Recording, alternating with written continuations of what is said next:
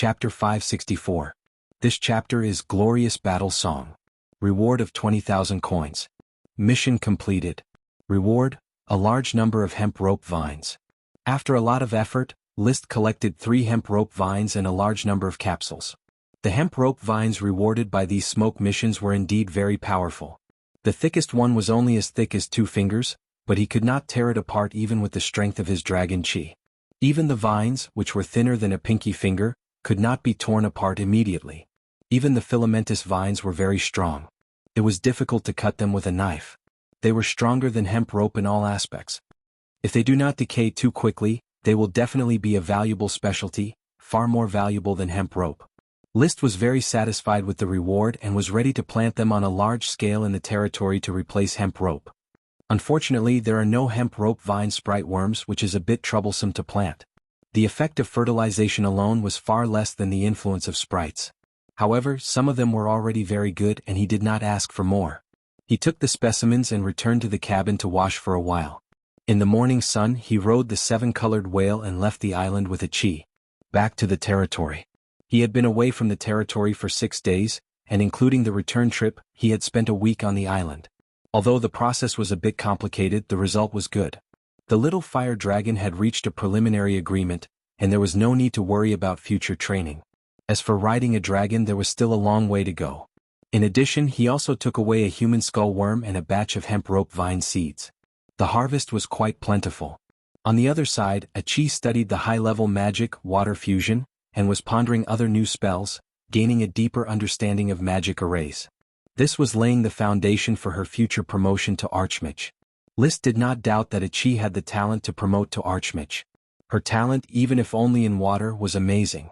Of course, no matter how outstanding Achi's performance was, she was not as fast as List's progress.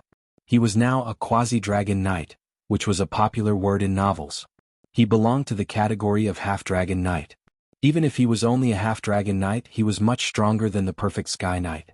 He was truly a powerhouse under the Grand Duchy of Sapphire. Second in the world. If Marquis Bull was still alive and still had the power of a lich, I probably wouldn't be able to defeat him. But I'm not far from being able to fight a dozen Sky Knights. I feel like I can fight 7 or 8 earls at once. He even wanted to spar with the Grand Duke and see how strong a real Dragon Knight was. That is, if the Sapphire Grand Duke had really succeeded in riding a dragon. He had guessed this result more than once. Did the Archduke succeed in riding the dragon? The Earl and Marquis Merlin seem to have guessed that the Grand Duke has already succeeded in riding a dragon, but it was already very strenuous for me to ride a young dragon that was less than a month old. Can be seen how difficult it is to ride an adult dragon. With the manpower and material resources of the Sapphire clan, apart from the first-generation Grand Duke who was a dragon knight, the remaining second-generation, third-generation and fourth-generation Grand Dukes were unable to successfully ride a dragon. The current 5th-generation Grand Duke was also unable to ride a dragon for the first half of his life. His only chance was to use the Sapphire Dragon's injury to meet the conditions for riding a dragon. But for some reason, the Sapphire Grand Duke neither announced that he had become a dragon knight, nor denied that he had not succeeded in riding a dragon. Therefore, the Archduke could now be called Schrodinger's Dragon Knight. Schrodinger's cat might be dead or alive, the Archduke might be riding a dragon or not. The sea breeze caressed his face. The waves rolled. Whether it was in the water or on the surface, the rainbow whale's swimming speed did not change much.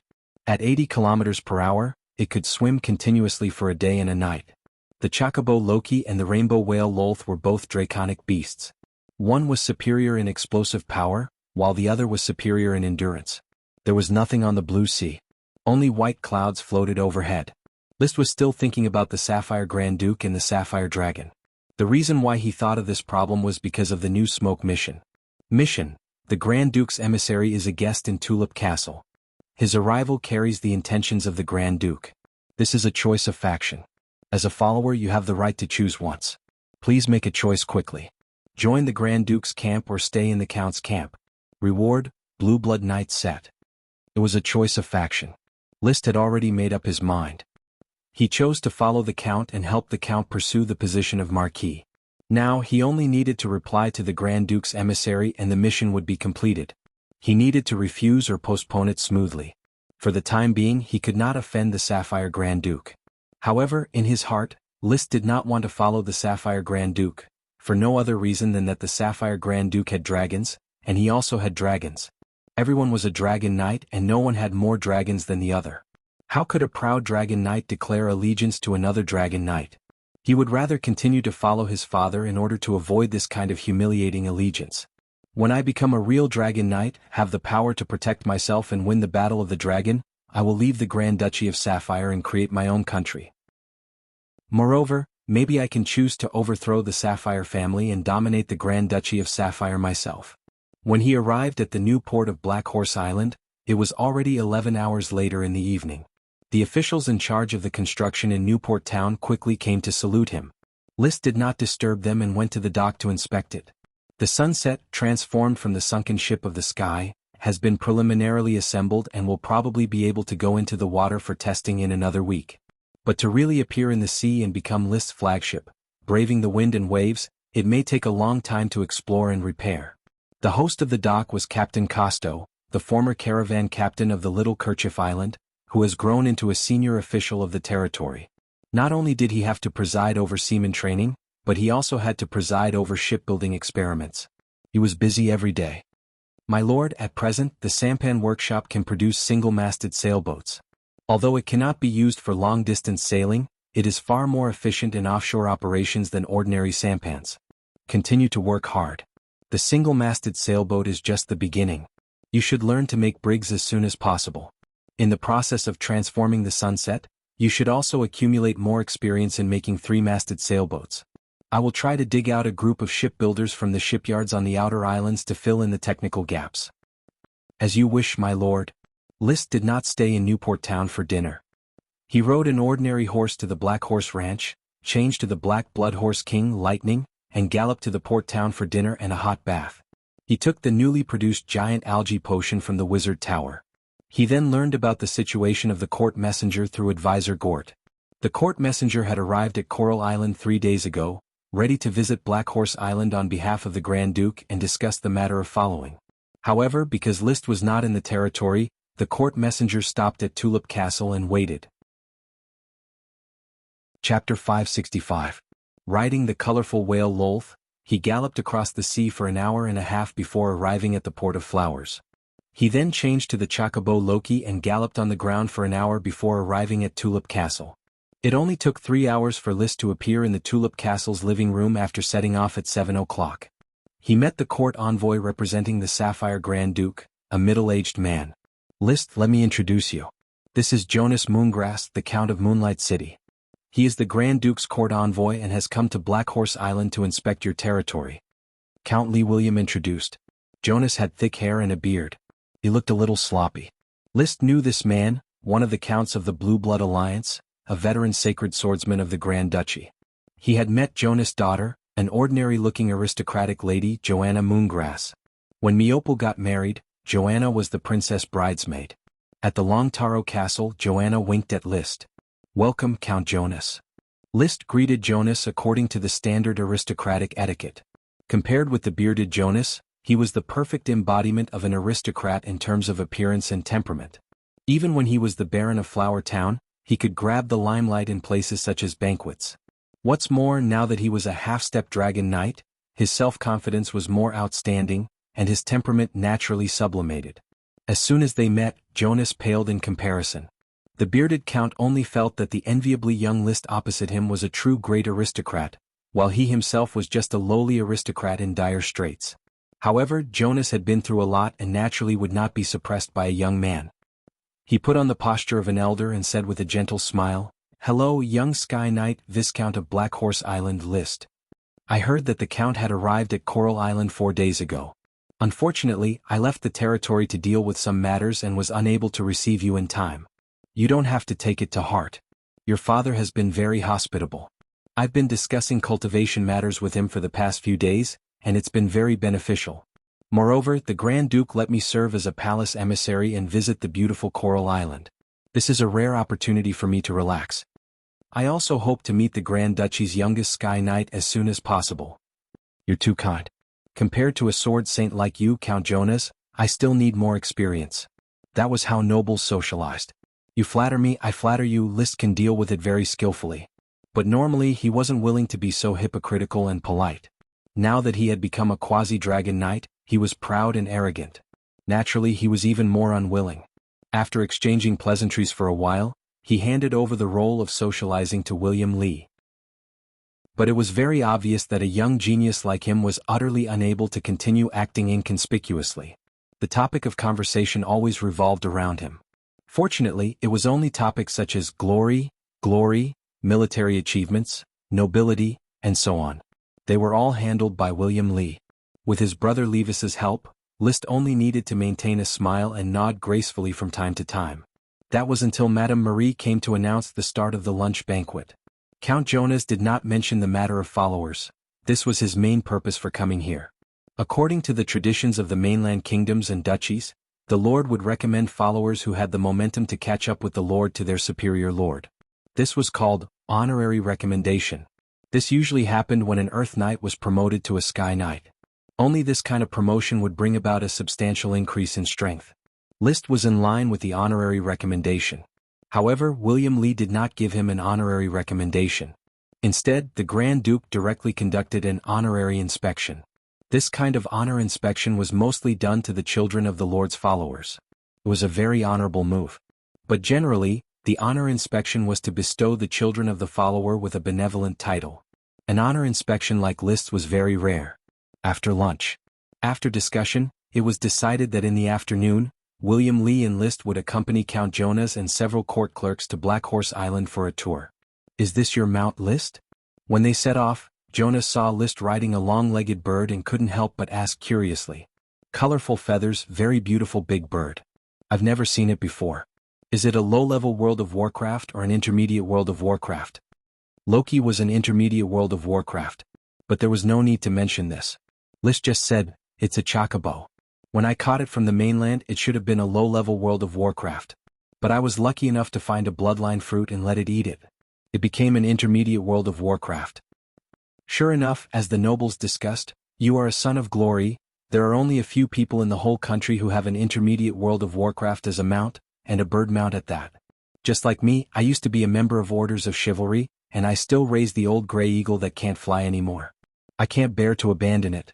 Orders of Chivalry were the elites of the Grand Duchy. Their mount was a low-level domesticated World of Warcraft gray eagle. There were only 25 members and their main task was to deliver messages. 4 hours later. The group finally arrived at Flower Town, but Flower Town was not part of Liszt's territory, but it was leased by him for a long time. So the group lived in Liszt's unnamed castle. The castle was too small. Only Earl Lee William and Count Jonas lived in the castle. Their attendants and court clerks lived in the town. Before dinner, Jonas watched Liszt train the blizzard beasts with great interest. "Earl Lee William, these blizzard beasts are all intermediate World of Warcraft? I heard that Liszt once used a blizzard beast to help the eldest prince break through the walls of Fort Juniper? Do you see the biggest blizzard beast? That's Dosen, the flying dust dog that ate the bloodline fruit. Its evolution is excellent and it is an excellent intermediate World of Warcraft. The other 8 blizzard beasts are the descendants of Dosen and the flying dust dog. Although they also have 2 kinds of magic, they are more between the intermediate and low level. If Dosen can continue to mate with the flying dust dog, can it actually give birth to more offspring? It's very difficult. It seems that Dosen made the flying dust dog pregnant before its evolution was complete. By the time Dosen's evolution was complete, it was no longer possible to make the flying dust dog pregnant. His offspring have also been bred and none of them are fertile." Lee William said regretfully. Lee William and Levis were more enthusiastic than Liszt about the birth of the blizzard beasts. When the 8 little ones reached adulthood, Tulip Castle immediately captured several female flying dust dogs and sent them to the 8 little ones for mating. However, after mating day and night, none of the flying dust dogs became pregnant. Basically, it could be concluded that the 8 little ones had lost their ability to reproduce. In fact, strictly speaking, they were similar to mules on Earth. Mules born from the mating of horses and donkeys were bigger and stronger than horses. Their vitality and resistance to diseases were stronger, and they had served for far longer than horses and donkeys. Unfortunately, because of reproductive isolation, the pelvis could not open and close, so it was impossible to give birth. Jonas sighed. "That's a pity. This excellent Earth attribute World of Warcraft is very valuable in the siege. If it could be artificially bred, the nobles would definitely be willing to pay a high price for it." Lee William was deeply moved. It's really a pity. Chapter 566. All of you rock grenade. With List's order, Dosen led the 8 to stand in a row, aimed at an abandoned stone house in the distance, and released the magic rock grenade. Boom. Huge rocks formed in the air and densely bombarded the stone house. In just one round of casting, the stone house was smashed into ruins by the boulders. The scene was spectacular. Count Jonas, who was watching from the side, couldn't help but open his mouth for a long time before saying, "Amazing!" The next moment, List changed the order again. All of you multiple rock thorns. Boom. The 9 blizzard beasts once again released the magic multiple rock thorns. Countless rock thorns appeared out of thin air in the open space, densely packed like a forest rising from the ground. The distribution area reached hundreds of square meters. Although the dense distribution was not uniform enough, the suddenness and lethality were definitely strong enough. Clap, clap, clap, clap, clap. Count Jonas applauded and praised. With such a World of Warcraft team, the role they can play on the battlefield is no worse than in elite orders of chivalry. Especially in the knight's weakest part of the siege, the Blizzard Beast's earth magic can play an unimaginable role. Count Lee William nodded and said, "The performance of earth magic in the destruction of buildings is indeed very powerful. Unfortunately, there is no way to domesticate a second Blizzard Beast team. I am very envious that you have such an excellent son. He is talented and has such a powerful World of Warcraft to assist him in battle." On the Blue Dragon Island, many aristocratic banquets have been talking about List, thinking that he is a rising star, but I want to say that he will soon surpass us. He has just been promoted to Viscount and Sky Knight. His territory has not been developed, and there is still a long way to go before he becomes an Earl. Perhaps for others, more effort is needed, but List has entered the sights of the Grand Duke. Maybe it won't be long before you and your son will be Earl side by side. Lee Williams smiled and did not answer. List had made it clear that he would help him to be promoted to Marquis. Therefore, the battle achievements accumulated during this period of time will be handed over to Lee William, and only materials will be harvested. After watching the dog training, there was still some time before dinner, so List proposed to take them to the seaside villa to have a look and admire his giant kelp sprite, Parker. "Parker, come here." List waved his hand and Parker, who was soaking in the water, immediately jumped out of the water and onto his shoulder. She grabbed his hair and greeted him, "List." Although the elves of the sea could not fly and had gills, it did not mean that they could not live on land. He just didn't like it. Parker was still hot-tempered, but he no longer resisted List and was willing to listen to List's orders. Squatting on his shoulder, he stared at the strangers around him with an unfriendly gaze. From time to time, he would bare his teeth and make a fierce expression. However, he managed to restrain his urge to cast a spell. The great spirits of the sea are indeed as magical as the spirits of the land. Jonas was not surprised by Parker. By the grace of the night, it has been many years since anyone in the Grand Duchy has contracted a wild great spirit. Probably all the elves on land have been contracted, leaving only the sea. "Count Jonas, how much do you know about the elves of the sea?" "I hope to learn more," List asked. Jonas touched his chin. "I myself have not contracted the elves of the sea, or more directly, they should be classified as aquatic elves, corresponding to terrestrial elves. The Sapphire family of the Grand Duchy raises a lot of aquatic elves, which have gills and fins without wings." Aquatic, terrestrial. List pondered and did not disturb him. Jonas continued, "Apart from these two differences, there is no essential difference between aquatic elves and terrestrial elves. However, the development of aquatic elves is very difficult, especially those in the sea, which have almost no value for development. So your luck is really good, not only to get a great spirit but also to harvest a potion." After a court clerk took a pen and recorded on a piece of paper, he smiled and complimented, "Viscount List's luck is far more than just a great spirit, there are also 3 lesser spirits." List smiled and said, "My luck has always been good. With the smoke dragon's power of fate, he had almost never had bad luck since he transmigrated. Benefits that others would miss 100% of the time were 100% for him. So far, he had never failed a mission. He had to sigh at the power of fate. They were both dragons, but the smoke mission could even involve the invisible dragon and the fire dragon. It was fine if it was the fire dragon. After all, the elemental dragon sounded a level lower than the sacred dragon, but the invisible dragon was also one of the sacred dragons. He often asked himself, "So, am I a special human infected by the smoke dragon, or did the smoke dragon transfer all its power to me?" Otherwise, how could the smoke mission involve a dragon at the same peak of power? There was no answer to this question for the time being. He did not know when there would be an answer. But this did not prevent List from enjoying the benefits of the smoke mission. He was only one step away from the great cause of dragon riding and was about to reach the peak of life. After seeing the spirits, on the way back, Jonas said in a joking tone, "List, I am more and more optimistic about your future. Maybe I should introduce my daughter Joanna to you right away." "I know Joanna. When she was the little princess bridesmaid, I happened to be the best man for cousin Miopal." "Well, since you know her, that's even better. You are welcome to visit Moonshine City at any time. I will definitely go when I have time." This was just a courtesy. Jonas smiled and no longer mentioned it. He naturally understood that it was impossible for his daughter to catch the eye of List. Those marquis families with daughters were probably plotting against List long ago. Now, List was the youngest Sky Knight in the country, appreciated by the Grand Duke. Early in the morning on April 23rd, Jonas and his party took the flowers to Black Horse Island. They arrived at Black Horse Port in the afternoon and were greeted by the bustling construction works. With the launch of several refurbished old ships, the throughput of Black Horse Port had reached new highs, and they had to start expanding and building larger docks and warehouses. At the same time, the construction area of the port town had been connected with that of Black Horse Port, and various workshops had sprung up. Last year, List plundered a lot of craftsmen from the Eagle Kingdom. These craftsmen, with the support of List, began to build their own workshops. Of course, the population of Black Horse Island was not large, less than 20,000. After being distributed to various towns, the population gradually thinned. But for a main development town like the port town, at least 5,000 people settled here, and most of the island's trade transit was also here. The development speed was naturally very fast. After meeting with the town officials, the group rested first and waited for the official inspection tomorrow. So in the evening they had dinner and drank until they were drunk. It was no different from any aristocratic banquet. Chapter 567. The so-called patrol was more of a cursory glance at the general situation of the territory.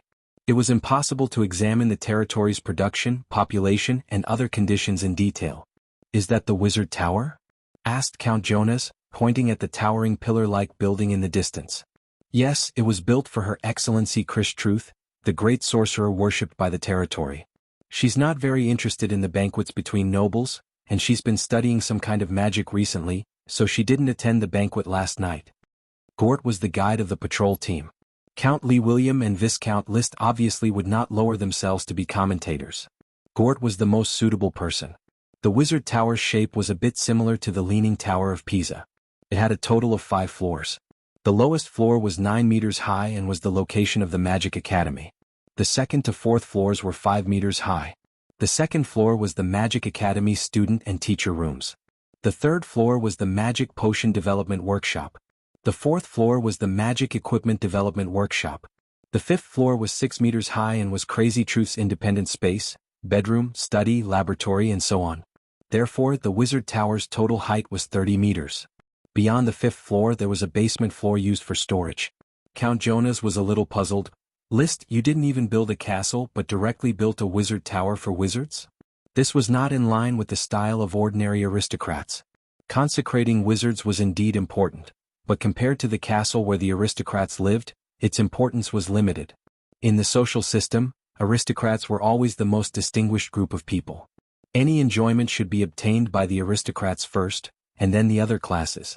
List could not say that he was accumulating experience for the architects, nor could he say that he was trying to win over wizards. Because of the Marquis Bull's dragon-slaying incident, the domestic aristocrats had a very bad evaluation of wizards. Therefore he smiled, "My castle is structurally different from a standard castle, so I built the wizard tower first before the design was completed. In fact, I enjoy the small castle in Flower Town and am not in a hurry to live in a spacious and famous castle." This reason was somewhat forced. Normally, aristocrats would definitely build a castle first. The castle was both offensive and defensive, which was the capital for aristocrats to settle down. However, Jonas did not continue to dwell on it and quickly rushed to the next patrol site. This patrol site was Shiitake Town's Shiitake greenhouses. Now, thousands of acres of greenhouses had been completed and were still expanding, basically reaching a scale of 2,000 acres. With the production of the ice flame mushroom, Basically all the mushroom greenhouses here were planted with flame mushrooms. List was still asking the serfs to continue expanding their farming area. Furthermore, he was already negotiating with Levis and his wife. Levis and his wife would send serfs to learn the flame mushroom cultivation technique and promote it on the Coral Island in the future. The income from each mu of flame mushrooms would be divided with List, and the specific proportion was still under discussion. This is the territory's specialty, the flame mushroom. It's a type of magic ingredient that grows from abandoned worm grass. It's a fire element magic ingredient, and we're working hard to increase its production. Gord explained. The recipe was strictly guarded, so he wasn't afraid that someone would steal the flame mushrooms after taking a look. Count Jonas looked at the endless greenhouses and asked in surprise, "How many acres of flame mushrooms have you planted?" "About 2,000 mu, and it's still expanding." 2,000 mu? All of them are planted with flame mushrooms? Sensing that there seemed to be something wrong with Jonas' tone, List couldn't help but frown and ask, "What's wrong, Count Jonas? Is there something wrong with that? How's the harvest of the flame mushrooms in your territory, and how's the effect of the magic potion extraction?" "We've just expanded the scale and the first batch has yet to come down." Jonas nodded and said to Lee William, "Count Lee William, didn't you warn List?" Lee William was confused. "Warn him about what?" List was the same. "Is there a problem with my flame mushrooms? If there are no accidents, the quality of the flame mushrooms in these 2,000 mu will definitely be very poor, and the efficacy of the magic potion extraction will also be greatly reduced." "Why?" "It seems that you really don't know enough about abandoned worm grass." Jonas said regretfully, "Although there are no elf restrictions on the growth of abandoned worm grass like mushrooms, the scale of cultivation is still limited. Within a radius of 1 million square kilometers, if it exceeds 1,000 mu, it will greatly degrade. Some varieties will even degrade after exceeding 600 mu." "There's such a saying?" List was very puzzled. "Why is that?" "As far as I know, the magic power of abandoned worm grass is related to the weave." "Weave?" The one who was surprised was not List, but Count Lee William. "Count Jonas, the weave you mentioned, is it the legendary weave that only magic shooters can touch?" "Yes, according to those magicians, the world is surrounded by the weave, and whoever can touch the weave can advance to magic shooter." Jonas shook his head. "Unfortunately, I can't tell you more information because even the court magicians can't figure out the weave." In short, abandoned worm grass is likely to be restricted by the weave, which is why it can only be grown on 600 to 1,000 mu within a radius of 1 million square kilometers. Restrictions of abandoned worm grass. The existence of the weave. This was undoubtedly a major blow to List's ambition of the flame mushrooms. The total land area of the Grand Duchy of Sapphire was about 2 million square kilometers. Including the territory of the sea, it was only about 6 or 7 million square kilometers. If he were to plant them all over the island, he would only be able to plant about 6,000 acres of land. As for Black Horse Island and Coral Island, they obviously did not reach an area of 1 million square kilometers. In other words, if Black Horse Island could be planted on 1,000 mu, Coral Island could not be planted. There is such a restriction. List was a little overwhelmed. He also planned to rely on the continuous expansion of the flame mushrooms to meet the increasing demand for potions in the future. Jonas immediately said, "This is really a pity. You need to shovel the excess flame mushrooms to make sure that there are only 1,000 mu.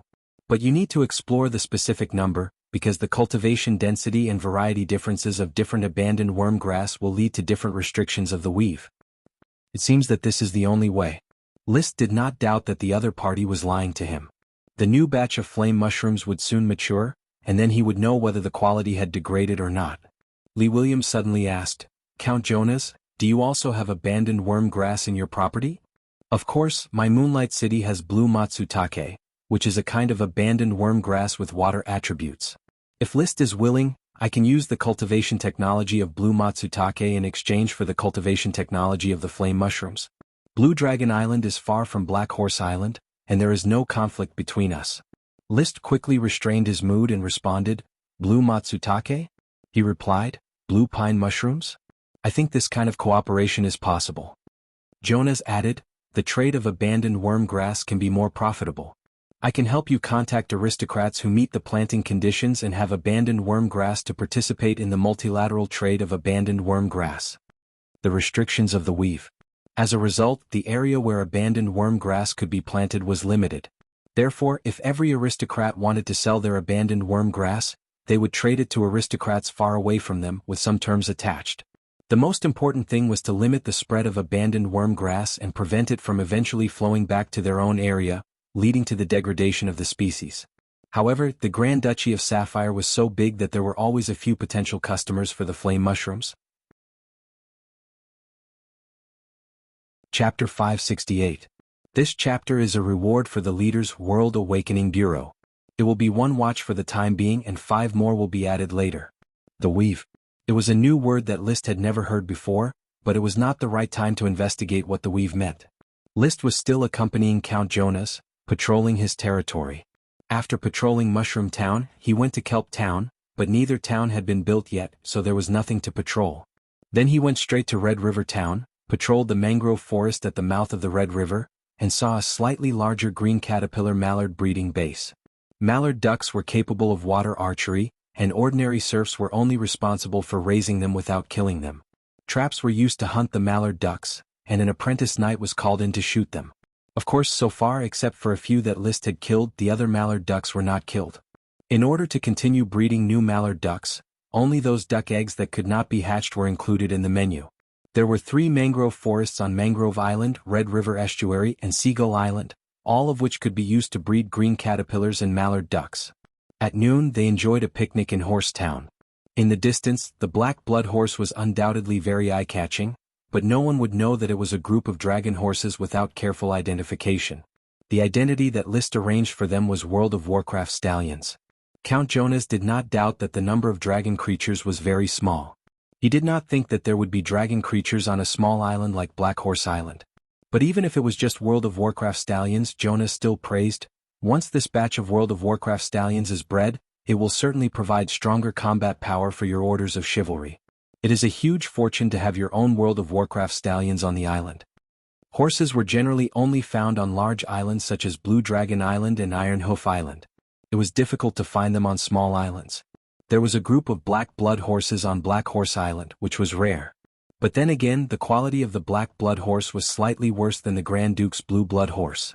Count Jonas's team carried a magnificent blue-blooded horse. Obviously, this blue-blooded horse was part of the blue-blooded knight's suit. The tall, majestic blue blood horse was almost on par with Lightning, the king of black blood horses.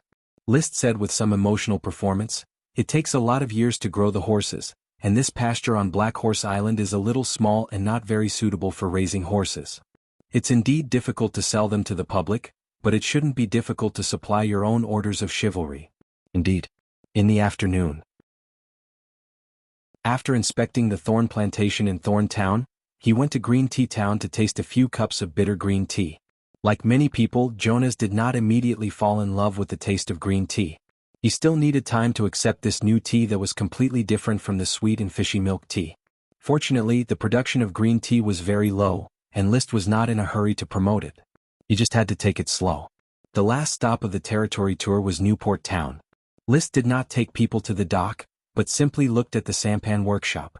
Gort said, "Count Jonas, court clerks, our sampan workshop can produce small sampans and single-masted sailboats, but we do not have the technology to manufacture 2-masted sailboats and 3-masted sailboats. This can only be bought from the great nobles. The technology value is too high. The territory does not have the extra financial resources to buy technology for the time being. We all buy old ships for refurbishment. At present, trade is only between Coral Island and Black Horse Island. Sometimes we go to Beer Island, so ship manufacturing technology is not urgently needed. It may not be needed for a long time. Yes, you can buy it from the shipyard of the Sapphire family." List said, "In fact, I want the palace's fast sailboats. Unfortunately, the Grand Duke does not sell them to the public. We can only use slow merchant ships to transport goods, which wastes time and efficiency." Everyone wanted a fast sailboat. However, the Sapphire family firmly grasped the manufacturing technology of 3-masted sailboats and did not spread it to the outside world, so that no one could compete with the Sapphire family on the sea. Only the Grand Duchy of Sapphire has the technology of 2-masted sailboats, which makes it impossible for the mainland kingdoms to compete with the Sapphire family for sea control. In the absence of the Dragon Knight, the mainland kingdoms can only be beaten passively. In this way the territory tour was over. Under the moonlight, the group returned to the port town. In the temporary guest house, Count Jonas finally got to the point before the dinner began. Count Llewellyn, I came to Black Horse Island on behalf of the Grand Duchy of Sapphire to conduct an honor inspection of your follower, your son Viscount List. Now that the territory tour is over, everything on Black Horse Island is thriving, in line with the requirements of the Grand Duke. You've worked hard. Llewellyn nodded. Jonas continued, Now, on behalf of the Sapphire Grand Duke, I ask you, are you willing to accept the Grand Duke's recruitment of Viscount List? Llewellyn responded, I accept the Grand Duke's recruitment of List. If List is willing to follow the Grand Duke, I sincerely wish him to fight for glory for the Grand Duke. So, Viscount List, in the honor inspection, you have met the criteria of the Grand Duke's selection of followers. Are you willing to accept the Grand Duke's recruitment? List responded calmly, It is my supreme honor to be valued by the Grand Duke, but I hope to postpone it for a few years. I now hope to help my lord, my father, Count Llewellyn, to establish more military exploits and bring more glory to the family. Jonas was not surprised.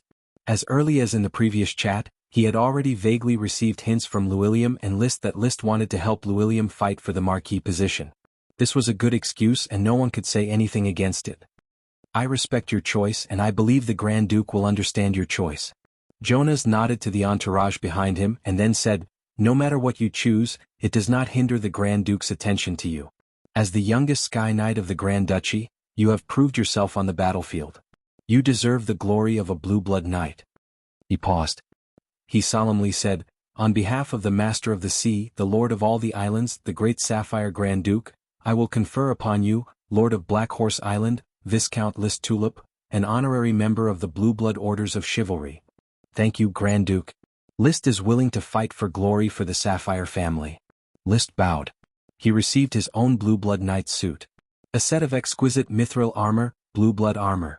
A cast-sharp fine gold longsword, Blue Blood Knight sword. A rockwood spear with a tip made of a mixture of fine gold and orichalcum, Blue Blood Knight spear. Also a set of half-body mithril horse armor, Blue Blood Light horse armor. A bow made of special wood, Blue Blood cavalry bow. There was also a Blue Blood horse that he had previously known. This was an adult male horse that had been sold.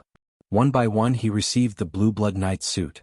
List officially became a non-staff member of the Blue Blood Orders of Chivalry, an honorary member. The suit he received was certainly much better than the ordinary knight suit, but for the Sky Knight who no longer needed to charge and change to sword fighting, this suit represented more honor. Well, my task is complete. Count Jonas clapped his hands and the ceremony was over. Chapter 569. Mission completed. Reward, Blue Blood Knight set. When the camp made the choice, the Blue Blood Knight set was naturally in hand, and a warm banquet began. Count Jonas set off for Blue Dragon Island the day after the banquet, April 26th. He agreed that a month and a half later, on May 10th, he would gather all the nobles suitable for trading cordyceps to come to Black Horse Island for the flame mushroom technology trade. Before he left, he made another request. Viscount List, the new delicacies made by your chef Mrs. Abby, are really tempting. I hope to lead a team of chefs to learn a few special delicacies from Mrs. Abby when trading cordyceps. The Count handles the cordyceps trade for me. Chef exchanges are naturally not a problem. You can send chefs to learn. I believe that as long as it is not the dishes that can be passed on to children, Mrs. Abby is willing to carry them forward. Food does not make money. Except for some private dishes which are included in the castle's exclusive menu, most of the delicacies have been handed over to the restaurants in Flower Town and Port Town. Tulip Castle, Falcon Town, Gravel Castle and Beer Castle have all sent chefs to learn from Mrs. Abby. List didn't mind Count Jonas bringing these delicacies to Blue Dragon Island. It would be very interesting to be able to carry forward the home-cooked dishes. At least with the spread of these dishes, the names of Flower Town and Black Horse Island will also be widely spread. Expand his popularity. Mission. Under the influence of the contract and under the guidance of you and the Siren, the giant kelp sprite Parker has become more and more humanized and has become a great sprite that can communicate normally. Why not let its vocabulary break through 1,000? Reward, migrating flamingo flock. This was the latest mission. After sending away Count Jonas and his party, the territory immediately calmed down. List did not forcibly speed up the progress of the mission. With a chi teaching Parker, he was very relieved. He also did not pay attention to the reward of the mission. In more than 2 years, he had completed more than 110 missions and was already numb to the reward. Anyway, the reward will not run away. Sooner or later, why bother thinking about it before getting it? As long as it is not a chain mission, the content of the reward is not worth the trouble. He arrived at the Mage Tower early in the morning and met with Crazy Truth. Without any pleasantries, he took out the 3 magic casting plans Chi had recently written. The first was an advanced spell, Water Fusion. The second was an ordinary spell, Water Cannon, and the third was an ordinary spell, Water Aura. List had witnessed the Water Spiral Fusion with his own eyes. It was one of the most destructive spells among the various advanced spells. The Water Cannon was like a high-pressure water gun that attacked the water current. Its power was average. The Aura of Water was very special. It summoned a ring of water around the user, and it could automatically defend against attacks. Sir Viscount, where did you get these 3 types of water magic? I've never seen or even heard of this kind of magic. Looking at their casting methods, they seem very novel. Chris was born in the goat gathering. She was very knowledgeable. After looking at the casting plan, she could tell that the 3 types of water magic were unique. List said faintly, it was exchanged from outside. It might not be in the possession of the Grand Duchy of Sapphire. Chris solemnly put away the casting plan. It seems like it was created by a magician from the mainland. I need some time to study it. They are very interesting. Chris, let's put the matter of magic aside. I came here today to ask you if you've heard of the weave. Weave? Yes, the weave. List explained the limitations of the abandoned worm grass and the weave in detail. I'm currently ordering people to study whether the quality of the flame mushrooms is related to the scale of farming. If there is a connection, then the existence of the weave is certain. After all, this is related to the advancement of a magic shooter. I think you should pay more attention to it. Chris shook her head. I'm sorry, I've never heard of the weave before. However, since the weave is related to magic shooters, I still want to study it. Sir Viscount, I want to be in charge of studying the relationship between the flame mushrooms and the weave. That's fine. You're a magician and have a keen sense of magic. I'll be at ease leaving this to you. In addition, I'll trade new abandoned worm grass with the other nobles in a month and a half. When the time comes, you can study them. Thank you, Sir Viscount. He left the wizard tower. List was still thinking about the weave. He had a feeling that the weave was not as simple as it seemed. The abandoned worm grass was just one of the functions of the weave. Even the elves and dragons were related to the weave. In many legends, magic shooters are powerful magicians who can fight dragons alone. From this, it can be seen that advancing from an archmage to a magic shooter is a qualitative leap similar to that between a sky knight and a dragon knight. Perhaps this qualitative leap is related to the weave? According to the simple information provided by Jonas, the weave enveloped the entire world. Then can the weave be seen as a manifestation of the laws of magic? Just like how the Earth is a planet with pure physical laws, the weave represents the laws of magic? His imagination ran wild. Why can elves farm and only elves can grow magic potions? Are elves a node of the weave? Relying on nodes to output magic and cultivate magic potions. Similarly, why were dragons so powerful? Were they also a type of node of the weave, using magic to influence the laws of physics? Gem dragons produce gems, metal dragons produce metals, elemental dragons produce volcanoes, gales, and so on. Holy dragons can even influence fate and open up dimensions. Thinking about it this way, it did make sense. At least it was logical. However, List had no evidence to prove this. He could not even touch the weave, so naturally he did not know what it looked like. Maybe I have to wait for a chi to advance to magic shooter before I can start researching the weave? He rode the chocobo Loki towards the castle by the sea, ready to tell a chi about the weave. He was very confident that a chi could advance to magic shooter. This little siren's talent in water magic was too terrifying. After arriving at the castle by the sea, a chi happened to be talking to Professor Parker. She could multitask and read a magic book at the same time. Learning made her extremely happy. A chi, I have a piece of information about magic shooters to tell you. It is said that our world is surrounded by the weave, and if you want to advance to magic shooter, you have to touch the weave. The specific information is not clear, but the restriction of abandoned worm stalks is a manifestation of the weave. I suspect that elves and dragons are nodes of the weave. Magic shooter? Nodes? A chi was indeed attracted. Have you seen a spider web before? Yes. Every thread of a spider web will have a place where they intersect. This is the node. If a spider web is a network of information transmission, then the node is the summary of all the information in the vicinity. If it extends to the weave, is the place where magic interacts with reality a node? List finished and added, Of course, this is only my personal guess. Don't believe it easily lest you be misled. Chapter 570. The weave was a new field of knowledge that Crazy and Ichi had never come into contact with before, so they had to explore it on their own. However, List was inspired by the internet nodes and had his own set of conjectures about the magic net.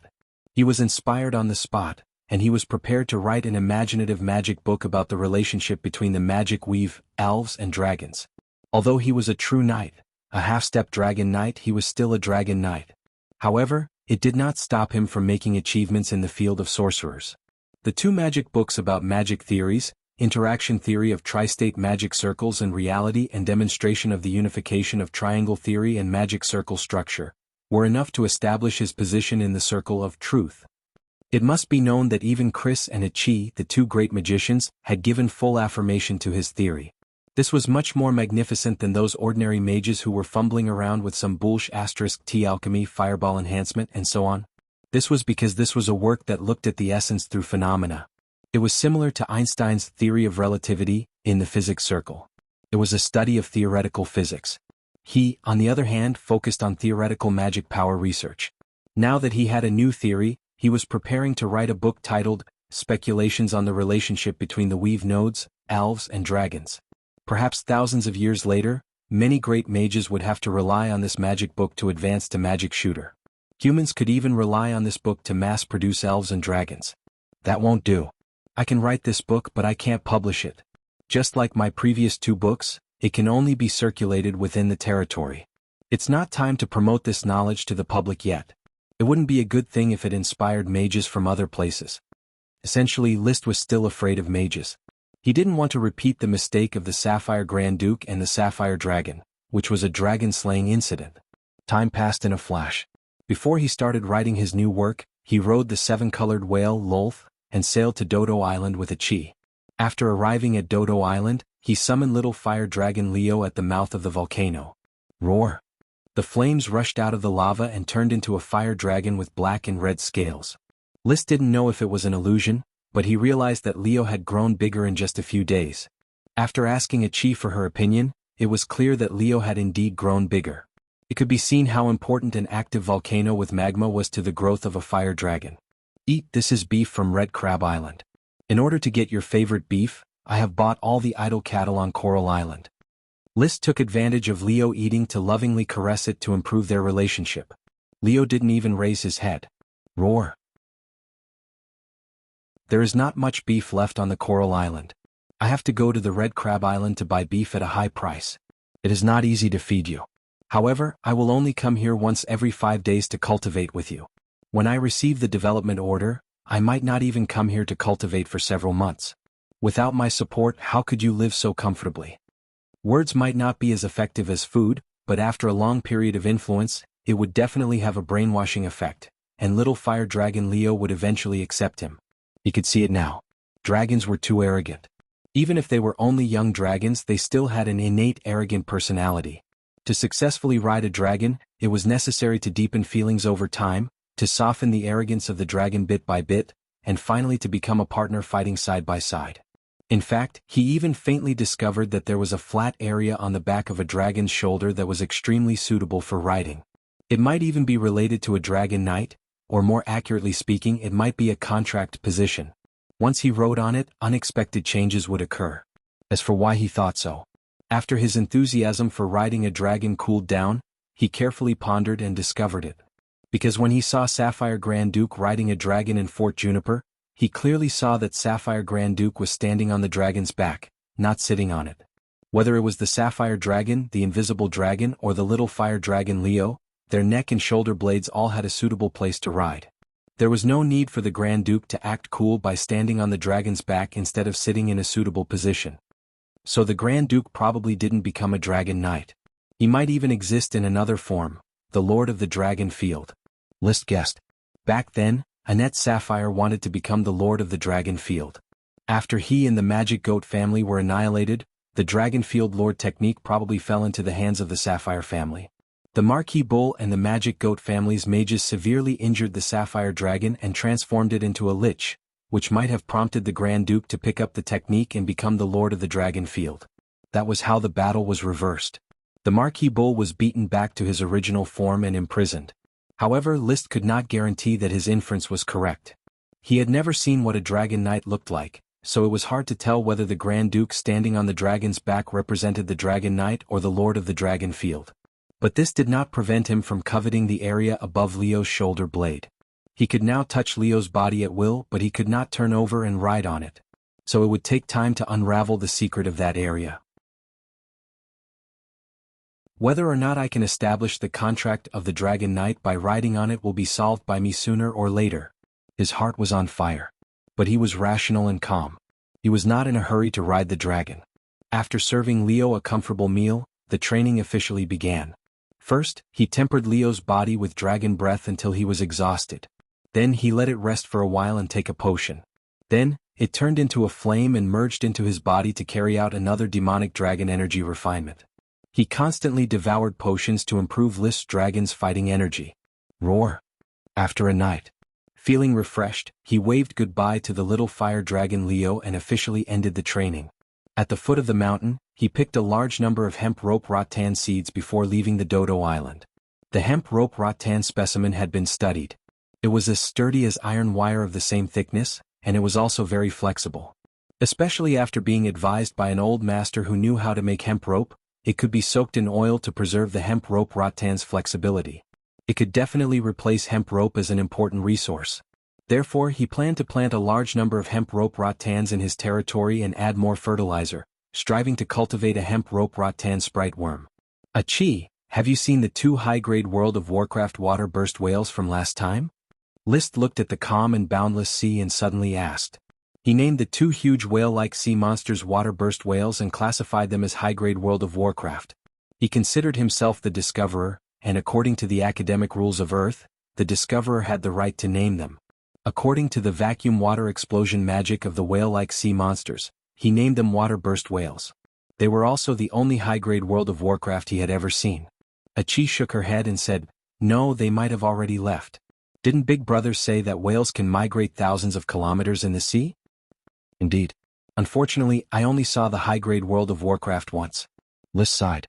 He had seen documentaries about whales migrating from tropical waters to Antarctic waters, while some whales even swam from the Pacific Ocean to the Atlantic Ocean. There were also documentaries that claimed that whales were social animals, but their social range was a bit large. It could be as large as hundreds or thousands of kilometers.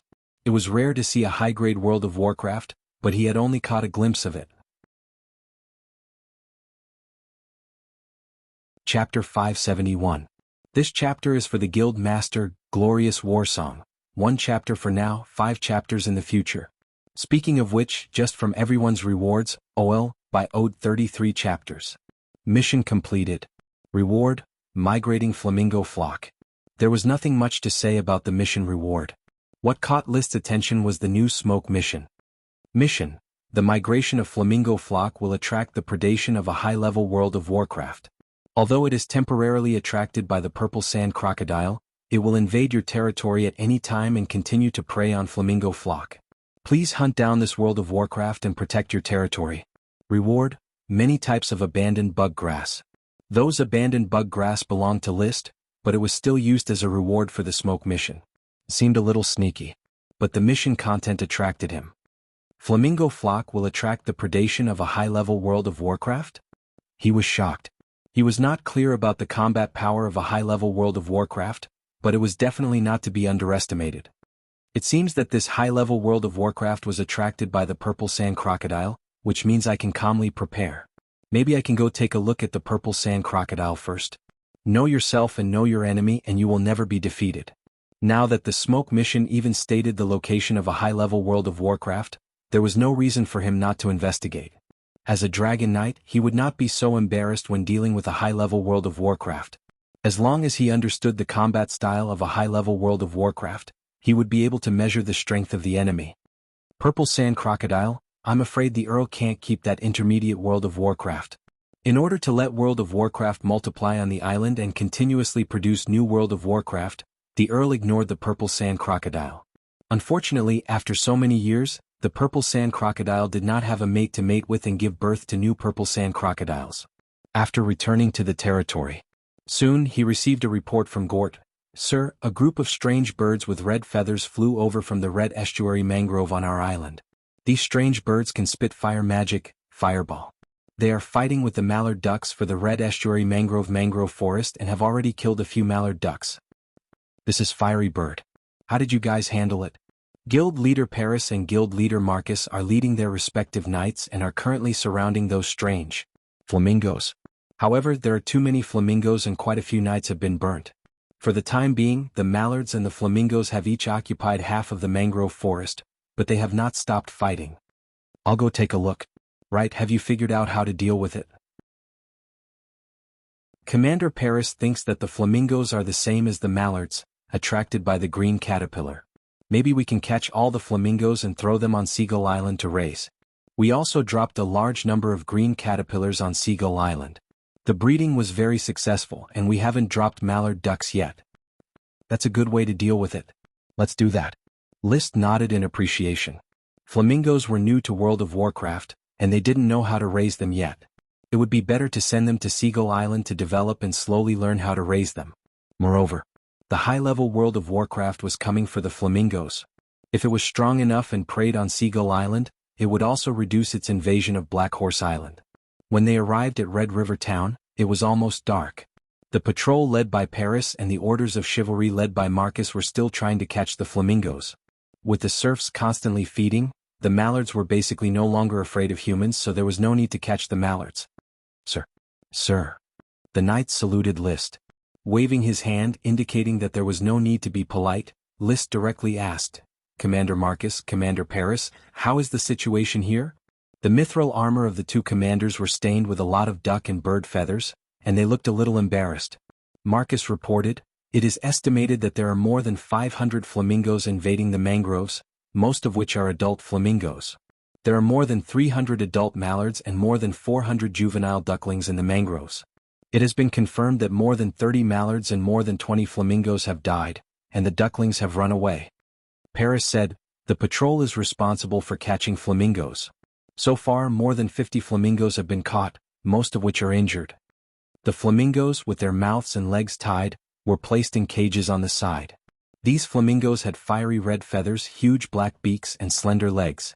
They looked a bit like birds such as cranes and storks.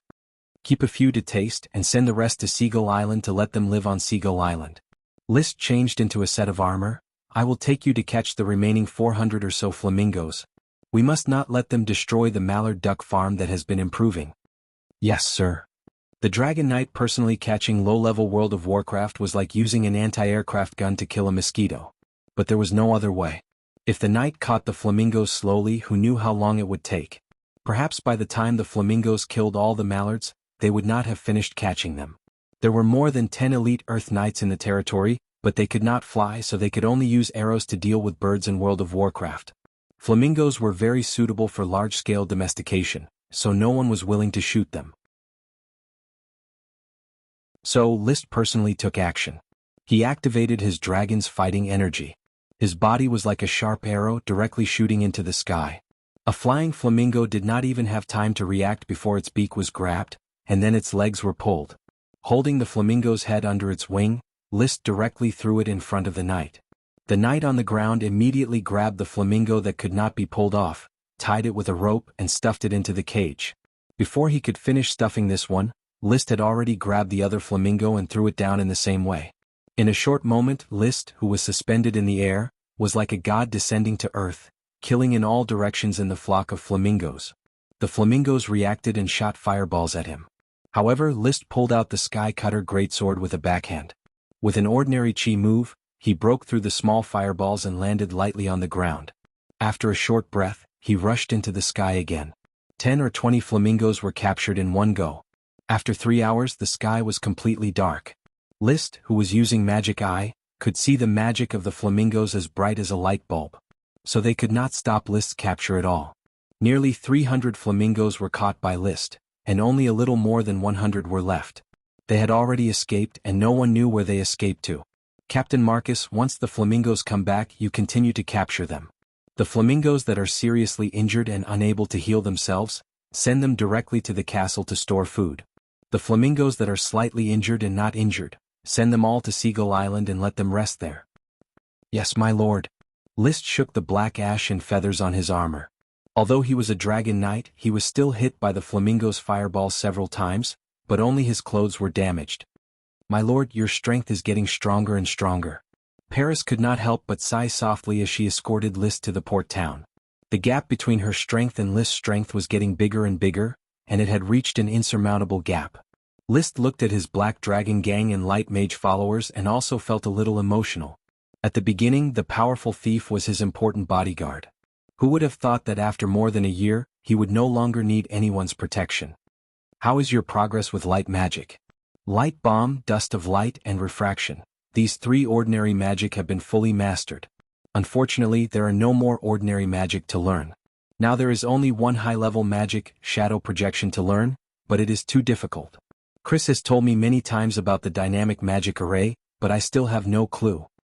Take your time. Is your body still being eroded by the magic of the light dragon? After learning light magic, it has slowed down, but it has not been fundamentally solved. I have about 10 years of life left. When I first met you, I had a hunch that I still had 10 years of life left. Now that a year and a half has passed, I still have 10 years of life left. I have earned a lot back. Paris gave a carefree smile. Her IQ was not outstanding, but her personality was very cheerful. List looked at her and comforted her softly. Don't worry, I will solve the problem of the light dragon magic erosion for you. I believe this is not too big a problem for me. As a dragon knight of the fire dragon, he was confident that as long as he figured out the working principle of the dragon magic, he could solve the drawbacks of the black dragon gang. Chapter 572. It may be beautiful to die in the prime of one's youth. List did not care about Paris's thoughts. Sooner or later, he would study Paris's identity as a black dragon, which would be a good inspiration and guidance for the application of dragon magic. Black dragon or white dragon are somewhat evil to humans, but they seem to be good for dragons. According to Paris, if she does not change, she will be swallowed by the magic of the light dragon and eventually return to the light dragon. Being a black dragon seems to be a way of cultivation. If the little fire dragon Leo can learn it and sprinkle 3,000 drops of blood to create 3,000 black dragons, wouldn't his growth be rapid? Of course. For the time being, List has not even finished riding a dragon. It is still too early to solve the secret of the black dragon. After resting for a night in Port Town, he rode the colorful whale Lolth early the next morning and swam to the beach at the southwest end of Coral Island, which was the territory of the purple sand crocodile. I don't know if that World of Warcraft has hunted the purple sand crocodile. If the hunt is over, then it will be in vain. The beach where the purple sand crocodile inhabits is very large, but for List, having magic eyes is equivalent to being equipped with a radar, and it is easy to find the whereabouts of the purple sand crocodile. It is lurking in the sea at the edge of the beach and has not been hunted. List did not disturb it but waited by the side. Where is the advanced World of Warcraft? He looked around and did not see the smoke mission prompt of the advanced World of Warcraft. Fortunately, he has enough patience. 2 hours passed in a blink of an eye. When the sun was high, the purple sand crocodile finally could not stay in the sea and began to climb ashore. There are many unknown trees growing on this beach, and the purple sand crocodile has a large range of activities, all the way along the beach to the depths of the forest. List motioned for Lolth to wait on the shore, and he hurried to follow the purple sand crocodile. After a while, the purple sand crocodile crossed the beach in mud and turned into a swamp lake. Its huge body quickly merged with the mud, leaving only its head above the water, waiting for the arrival of its prey. List climbed a tree not far away, acting as the hunter of the mantis stalking the cicada, unaware of the oriole behind, waiting for the high-level magical beast to come. In a flash, noon arrived, but the purple sand crocodile still hadn't found their prey. They were still waiting, and advanced World of Warcraft still hadn't appeared. List was still not in a hurry. He took out the lunch that he had prepared and began to eat on the tree. He usually ate delicately and enjoyed his meals, but that did not mean that he could not endure hardship. He just wasn't used to it. When dining in the castle, one had to be clean and hygienic. After eating a dish, one had to wipe one's hands, drink a mouthful of wine and maintain one's demeanor. At the same time, one would not let the taste of the previous dish mix with the next dish. Eating in the wild, one could only rely on one's own hands. Their hands were covered in grease and it was not convenient to taste wine. In short, the taste of the food and the atmosphere of the meal would be greatly reduced. Gradually, the sun began to tilt. List, who was leaning against the tree trunk, almost dozed off. At this moment, he cast magic eyes and habitually scanned the surroundings, only to be taken aback. At some point in time, a behemoth outlined by red magic power had appeared at the edge of the swamp. It was in the shape of a bird, hiding in the bushes on the edge of the swamp. Dispelling the magic eyes, List, who was in high spirits, observed the fire attribute advanced World of Warcraft with his naked eye. Compared to the surrounding trees, the 10-meter-tall tree only reached the position of its neck, which meant that it stood at a height of a dozen meters. It had grayish-brown feathers, and without looking at its head and neck, it looked like a large stork. However, looking at its thick neck and the huge head on its neck, it was far from a stork. In particular, the huge beak, which was flaxen and covered with brown spots, looked like a huge boot. This reminded List of the stupid big bird he had seen in an online video, the whale-headed stork. The whale-headed stork in the video, when feeding its small fish, actually dropped the small fish from its mouth several times. It was really stupid, no wonder it was said to be extinct. The advanced World of Warcraft in front of him was obviously not comparable to the whale-headed stork. Although it looked similar, its posture and momentum were not angry, and the rich red magic power also showed its strength. It stood in the bushes, motionless. Its sharp eyes stared at the purple sand crocodile in the swamp without blinking. Time passed hour by hour. I might as well call you boot-billed giant stork. Your beak does look like a boot and your body looks like a stork.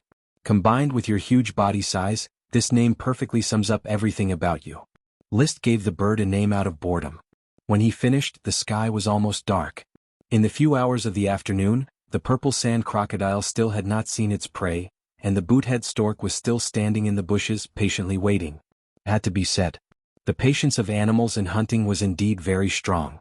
He couldn't help but think of himself driving a prey to the purple sand crocodile, and then baiting the boot-head stork to hunt the purple sand crocodile. Or he could be more violent and directly rush over to fight with the boot-head stork. Who cares what advanced World of Warcraft it is, he could directly hunt it down. Forget it, let's wait a little longer. There is enough time, there is no need to take risks. Just as he thought of this, the situation suddenly changed. With a few grunts of boars, 2 fat Thundertusk wild boars ran over and led a few smaller Thundertusk wild boars toward the swamp area. The Thundertusk boars were low-level World of Warcraft of the Thunder element and could cast the spell Lightning Flash. Back in Thorn's Ridge, List worked together with the knight to hunt the Thundertusk boars. They had thick skin and thick flesh, making them difficult to deal with. As soon as the Thundertusk boars entered the swamp, they began rolling around in the mud, snorting and snorting happily, not knowing that they were approaching the Grim Reaper. Finally, a large Thundertusk boar rolled to a spot not far from the purple sand crocodile. In the next second, the purple sand crocodile pounced. It opened its huge mouth and bit the Thundertusk boar. It twisted its body and threw the Thundertusk boar into the swamp. Snort. Ong. The remaining Thundertusk boars fled in panic, but the purple sand crocodile did not care about them. The Thundertusk boar that weighed a ton was enough for it to enjoy a sumptuous meal. But just like the Thundertusk boar, the purple sand crocodile did not realize that it was not at the top of the food chain. Just when it was numbed by the Thundertusk boar's lightning flash and had no choice but to surface, the bootlace stork, which had been hiding in the bushes for a long time, quickly attacked. It spread its wings and strode forward with its long legs. Its huge beak, shaped like a boot, shot out like lightning and started pecking at the purple sand crocodile's head. A huge fireball was brewing in its beak. This was an advanced spell, Super Fireball. Every time it pecked the purple sand crocodile's head, the Super Fireball would hit, almost burning the purple sand crocodile's head.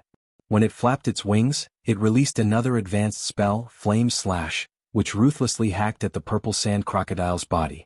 The purple sand crocodile hurriedly shook off the half-dead Thundertusk boar, opened its mouth and spat out its advanced spell Water Wave Shield to protect itself. Then it released the advanced spell Water Arrow Volley to counterattack the bootlace stork. As an intermediate spell in World of Warcraft, it was much bigger than the bootlace stork. Its counterattack was also very fierce. But it was powerless to change its fate. The boot-beaked stork moved nimbly, continuously releasing all kinds of spells as it moved. Chain of Fireballs, Resistant Ring of Fire, Flame Slash, Super Large Fireballs, Flame Tornado, Dancing Fire Snake. It was like a moving magic cannon, mercilessly attacking the purple sand crocodile. In the end, it broke the Water Wave Shield and burned the purple sand crocodile. Its huge beak did not forget to peck at the purple sand crocodile's head. Its goal was clear, it wanted to smash open the purple sand crocodile's head. The purple sand crocodile's skin was too thick, and its magic barbecue was obviously not enough to cook it. Goo goo! The purple sand crocodile howled in pain, but no matter how it rolled, it could not stop the bootlace stork from making a hole in its head. Soon its skull cracked and even its brain matter splattered out. The howling gradually stopped, and the purple sand crocodile could only twitch its body. The bootlace stork flapped its wings and let out a strange cry of satisfaction, preparing to enjoy today's feast in the afterglow of the setting sun. Whoosh! List, who was standing on the tree and watching the amazing hunting scene, jumped down from the tree. He suddenly pulled out the sky cutter greatsword, channeled the dragon's aura in his body, stomped on the ground and soared into the sky like a sharp arrow. Then, wrapped in a huge amount of dragon's aura, he cast a skill from the rising red sun, Sunset Fall. Together with the setting sun, he swooped down towards the bootlace stork. Now. Chapter 573. The Dragon Knight's appearance was naturally full of vigor. The powerful dragon warrior wrapped in a powerful fire attribute Sunset Fall, smashing into the bootlace stork of Advanced World of Warcraft. This move was very sudden, and before the bootlace stork could react, the powerful combat aura had already landed on its body. But at this moment, the bootlace stork instantly released a high-level spell, Resistance Ring of Fire. Boom! A huge flame rushed out from the bootlace stork, trying to repel List's attack. However, when this resistance touched the dragon warrior released by List, it quickly collapsed. Then the sky splitter hit the bootlace stork's body, cutting off a large number of feathers.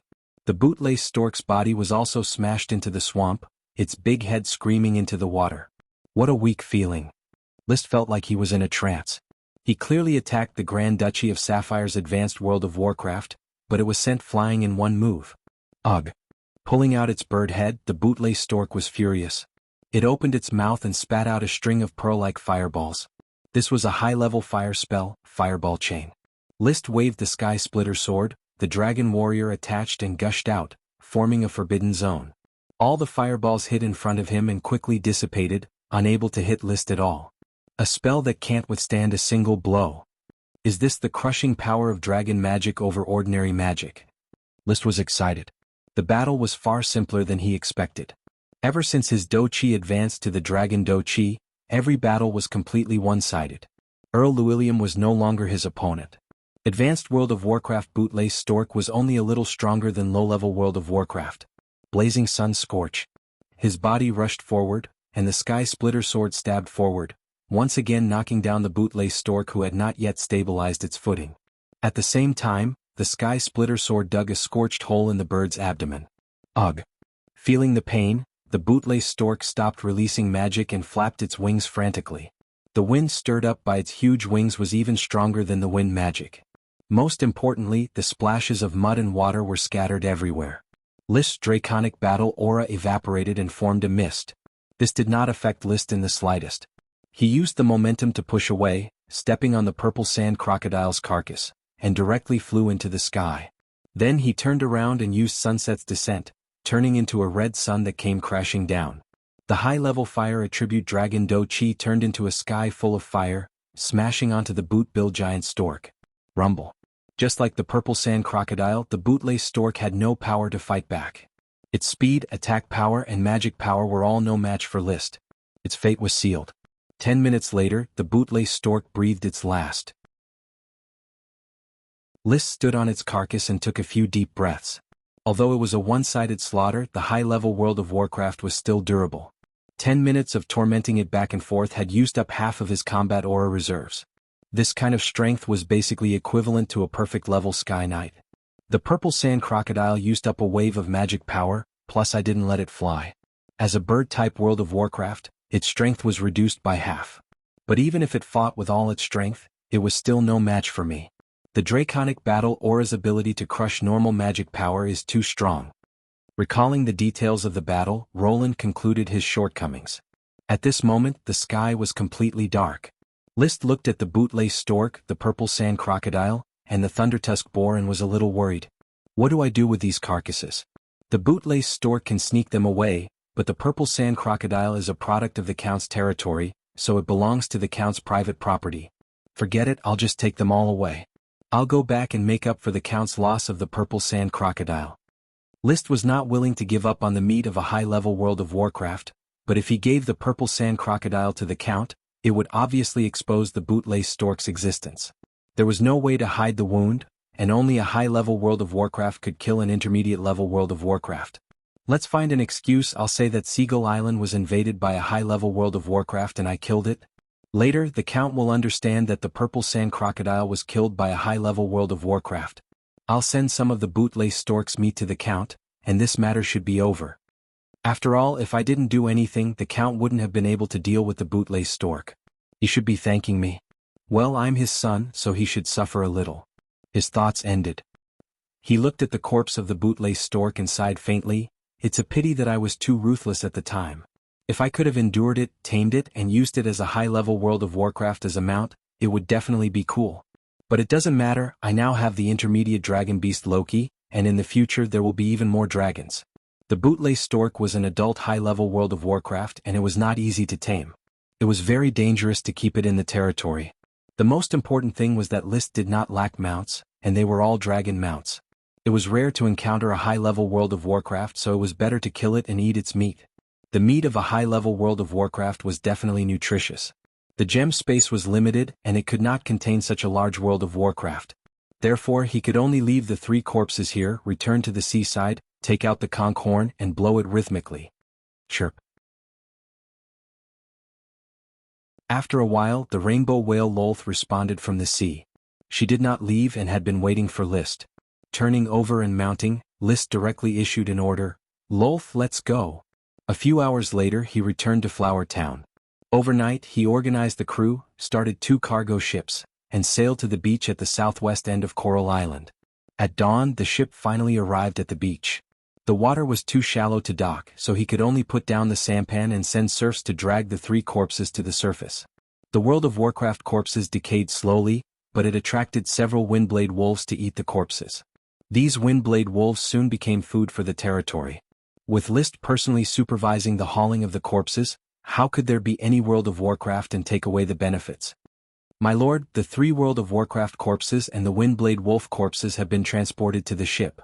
Let's go," List said to Isaiah, who was in charge of the command. "When you go back, remember to keep your mouth shut. I don't want what happened tonight to be leaked. My lord, please rest assured that the serfs organized before departure are honest new serfs. Not only do they speak little, they don't even know a few words of Serpentine.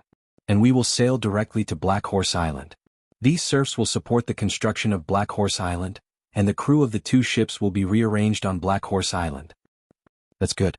Although it was nothing to expose the secret, it was not a glorious thing after all, and List did not want to cause misunderstandings. The ship sailed. The high-level World of Warcraft meat was about to be eaten.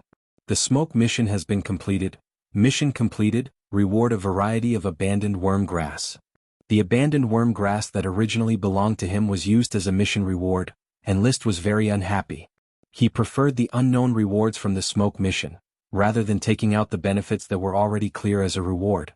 It felt like putting the candy in his left pocket into his right pocket. But he did not worry about anything, and the new mission made him frown. Chapter 574. This chapter is Xiao Ruizi's Kitchen. A special kind of magic? List looked at the quest reward and the sun books mentioned in the quest and fell into thought. I found some books similar to XXX Transform XX Bear X in the sun books before. According to my inference, this should be Druid Transform XX Bear X. Druid is a profession recorded in the notes left by Kurdish Truth, along with magician, lich, alchemist and so on. List is not quite sure what Druid stands for. But now the quest reward is likely to be related to the Druid profession, and this profession is almost the spellcaster in the Sun's Child, similar to the magician among humans. What does the smoke quest mean? Let me read all the sun books and then research the meaning of each word in the sun like archaeologists? He frowned deeply. When he had no books to read, even the boring diary of Philip's son's descendants could be read over and over again, and he was proficient in reading and writing the Sun language taught in it. But now that he is getting busy, there are more and more books and he has long lost interest in those boring Sun books. Not to mention like an old pedant, burying himself in it and researching the meaning of each Sun language one by one. This work is too difficult. But if I don't complete it, I can't skip this quest at all. In the past, when he encountered a quest he didn't want to complete, he could get the quest reward in advance and change the quest. But the reward of this quest is directly related to the content, and he can't skip it even if he wants to. It's very nerve-wracking. Today, List can't settle down to do academic research. Not only does he have to develop the territory, but he also has to practice hard, participate in aristocratic communication, and prepare for the arrival of the annual development order. Even if he takes time to do the quest with his concentration, it is estimated that he won't be able to study it thoroughly in a short time. This quest is likely to be stuck like this for a few years. No, maybe I'm stuck in a dead end. He looked at the body of the giant stork and suddenly a flash of inspiration. I am not a scholar, but there are scholars in the territory and Chris is a scholar. No, Chris is not worthy of my full trust. I should give it to Achi. Achi is also a scholar. Perhaps when it comes to knowledge, Achi is not as knowledgeable as Chris. However, in terms of intelligence, memory and quick thinking, Achi definitely had the upper hand. Most importantly, List trusted her and was willing to share the secret of the sun's child with her. That's it. Leave the mission to Achi. Solve the problem. His mood suddenly lightened up. In the afternoon they arrived at the giant algae dock. They did not go directly to Black Horse Port to prevent the news from leaking. After all, the body of the purple sand crocodile was on the ship. Go and invite Great Magus Crazy here. List ordered as he disembarked. Without a magician, it would be difficult to figure out which materials needed to be completely cut. When Chris arrived on horseback, the cutting of World of Warcraft meat officially began. Looking at the huge shark and bird, Chris was very surprised. Lord Viscount, these two World of Warcraft are... This crocodile is the only intermediate World of Warcraft purple sand crocodile on Coral Island, and this big bird is the advanced World of Warcraft Boothiel stork. When I passed by, I saw the Boothiel stork hunting the purple sand crocodile, so I killed the Boothiel stork and pulled them back. You see how they should be dissected and divided. Advanced World of Warcraft? List responded faintly, obviously. It was just hunting in Advanced World of Warcraft, it was not worth mentioning. Chris opened her mouth wide. Incredible, Lord Viscount, you actually hunted in Advanced World of Warcraft. I have never seen an Advanced World of Warcraft. I have only come into contact with Advanced World of Warcraft materials a few times. I need to feel its body carefully before I can guide the division. It will take a little time. It doesn't matter, I'll let someone clean up the Windblade Wolf and Thundertusk Boar first. Low World of Warcraft meat was also meat, so List did not mind. After being preserved, it could be eaten for a long time. Moreover, Charmander also needed World of Warcraft meat to supplement its nutrition. It seemed that today's harvest was good, but if it really ate it, it would not last for many days. These World of Warcraft meat were cut on the ship and not transported to the shore. Only after being cut into pieces of meat would they be sent to the kitchen for processing. Of course, some of the important materials must be handed over to Chris Mage Tower for processing to make materials for magic equipment. As for the rest of the Advanced World of Warcraft meat, List would carefully sort out the gem space and make room to fill it. Obviously, apart from giving some to his family to taste, he was going to enjoy most of it by himself. He hunted World of Warcraft alone, so his subordinates naturally did not need to share it. At most, they would have a taste. Advisor Gort quickly arrived. Seeing the huge Boothiel stork, his flattery immediately rolled like a tide. List listened for a while and saw that there was nothing new, so he interrupted, "How is the planting of the skull tree and hemp rope vine going?" The skull tree has the blessing of the cordyceps, and a large number of seedlings have been born. I believe that the skull tree plantation in Green Tea Town will soon flourish. It's just that the hemp rope vine has a very low germination rate. More than 3/4 of the seeds you brought back, sir, have not germinated. Is the germination rate so low? List frowned. I will collect another batch of seeds as soon as possible. You must organize the most capable serfs to take care of them carefully and treat them like potions, understand? As you wish, sir. By the way, how are the flamingos on Seagull Island? These greedy flamingos quickly adapted to life on Seagull Island, and they are very obedient with the green caterpillar. It's just that 1 or 2 flamingos occasionally sneak in from the mangrove at the mouth of the Red River. They are all caught by Captain Marcus and sent to Seagull Island. Pay attention to the method of breeding flamingos. Yes, sir. After an entire afternoon and night, under the guidance of Crazy, the high-level bootlace stork and the intermediate-level World of Warcraft purple sand crocodile were finally dissected. The beak, claws, wings, feathers, eyeballs, and sac of the bootlace stork were all important magic materials and spellcasting materials. The scales, teeth, claws, and skin of the purple sand crocodile were also important magic materials and spellcasting materials. Magic materials were suitable for making magic equipment, and spellcasting materials were suitable for setting up magic arrays. These materials were transported to the mage tower and given to Crazy and other mages to be specially processed, and then stored in the mage tower's warehouse, waiting to be used. The rest were basically edible. It was impossible to sell them for money. List now only had access to potions in World of Warcraft. After careful consideration, he divided out nearly 500 pounds of bootlace stork meat and planned to send a retainer knight to Tulip Castle for the Count and other family members to taste. It was much more generous than the 5 pounds of snake meat the six-headed sea serpent king gave. Now that his identity was different from before, there was too little meat. But compared to the remaining 5 to 6 tons of meat, 500 pounds seemed nothing. Moreover, there was still the purple sand crocodile meat, which was completely for him to enjoy. Along with the meat of the bootlace stork, there would also be a letter. List prepared to make up a story about fighting the bootlace stork at sea, low-key bragging about how he killed high-level World of Warcraft, and how he killed and dissected it to eat its meat. And that night. Chapter 575. Was high-level World of Warcraft meat tasty? Not really, at least the taste was a bit bad. The meat is a bit tough, bad review. List was very dissatisfied. As a high-level World of Warcraft, the bootlace stork was indeed nutritious. Once it entered his stomach, he could feel hot steam rising from it. Mana constantly nourished his chi, but the taste was not as good as the low-level World of Warcraft Windblade Wolf. It was dry and hard. However, even so, Gort and the other followers still had tears in their eyes. I'm so happy to be able to eat high-level World of Warcraft meat in my life. Thank you, sir. Praise, sir. The meat of the bootlace stork is too chewy. This is the most precious food I've ever eaten. Knight's glory, only sir can slay high-level World of Warcraft. Although I haven't seen what the bootlace stork looks like, I saw its meat and ate it in my stomach. I'm so satisfied. As long as we keep fighting with sir, high-level World of Warcraft meat is not an extravagant wish. We can even eat super World of Warcraft meat. That's right, sir is the youngest Sky Knight in the country. He will become a Dragon Knight sooner or later. Some followers directly shouted the slogan of Dragon Knight. This was not inappropriate. Dragon Knight was more like a beautiful sustenance. Any knight would always talk about Dragon Knight. Although this picnic was simple, everyone felt happy. Only List was not satisfied with the taste of the bootlace stork meat. The chef also made a purple sand crocodile meat for him. The taste was also not good. The meat was very rough and he forced himself to swallow it. In fact, the taste of World of Warcraft meat had little to do with the level. Low-level World of Warcraft meat, such as Fire Rabbit and Pink Conch, had a good taste, although the nutrition and mana were slightly lacking. In addition, compared to ordinary livestock meat, World of Warcraft meat was not necessarily superior. Invisible Dragon and Charmander both liked to eat beef, not World of Warcraft meat. Of course. Eating World of Warcraft meat was not about taste, so no matter how bad the bootlace stork and purple sand crocodile meat was, he would still eat it. Early morning.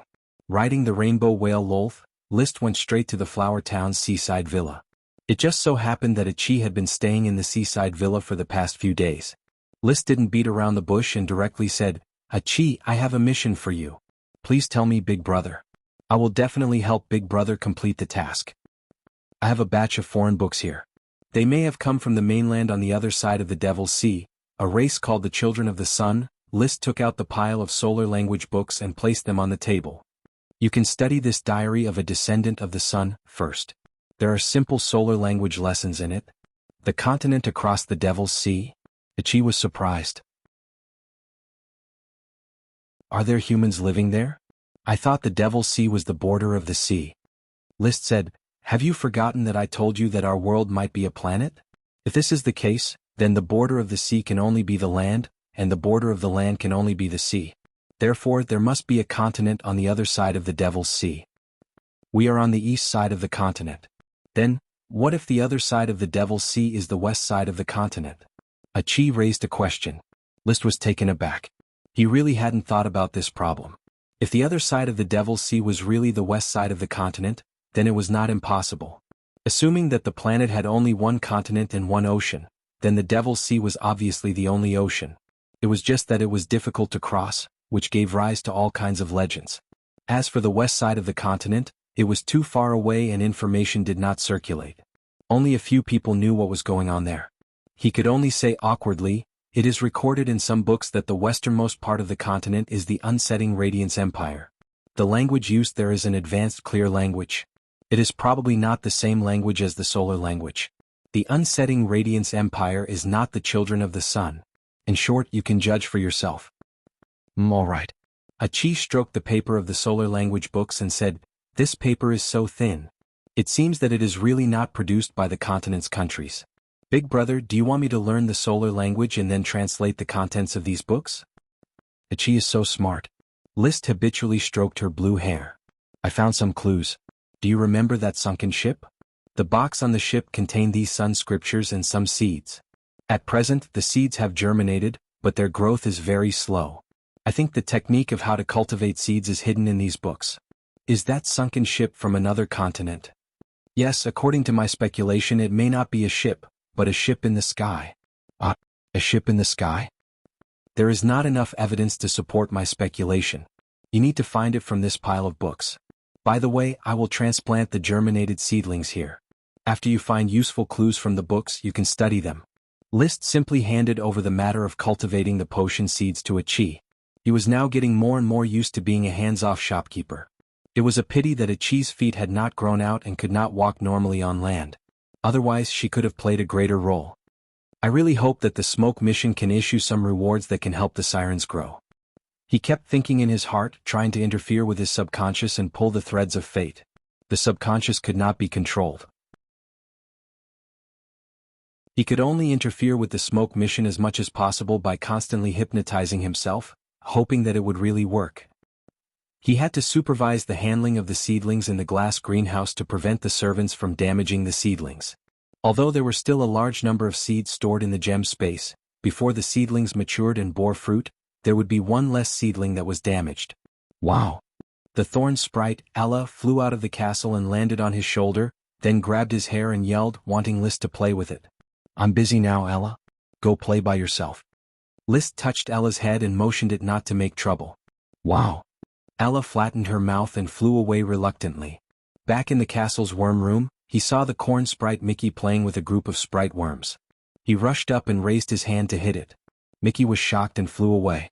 Chirp, chirp. In fact, Ella's hand did not fall but stopped in mid-air. Without looking at Mickey, he flew out of the castle and flew to the Garden of Thorns where the worm stalks had been removed. In the Garden of Thorns in Flower Town, there were no fast-growing magic thorns planted, but fast-growing iron thorns. It yelled "wow" and waved its hand to sprinkle a green light, spawning a patch of thorns. Then it calmed down. It was ready to go back and continue to play with List, but List was no longer in the castle. He escorted the potion seedlings to the seaside villa. Following the vague feeling in its mind, Ella flew directly to the seaside villa. The apprentice knight who followed it could not stop it from entering the seaside villa that had become strange. However, when it arrived, List, who was teaching the giant kelp sprite Parker, had already sensed it and immediately called it. "Ella, come and meet me, this is Parker." List motioned for Ella to fall on his shoulder, and then said to Parker who was standing on the table, "Parker, this is Ella, we should coexist peacefully when we meet in the future." Parker bared his teeth, not knowing whether it was a laugh or a threat. "Ella, ugly sprite."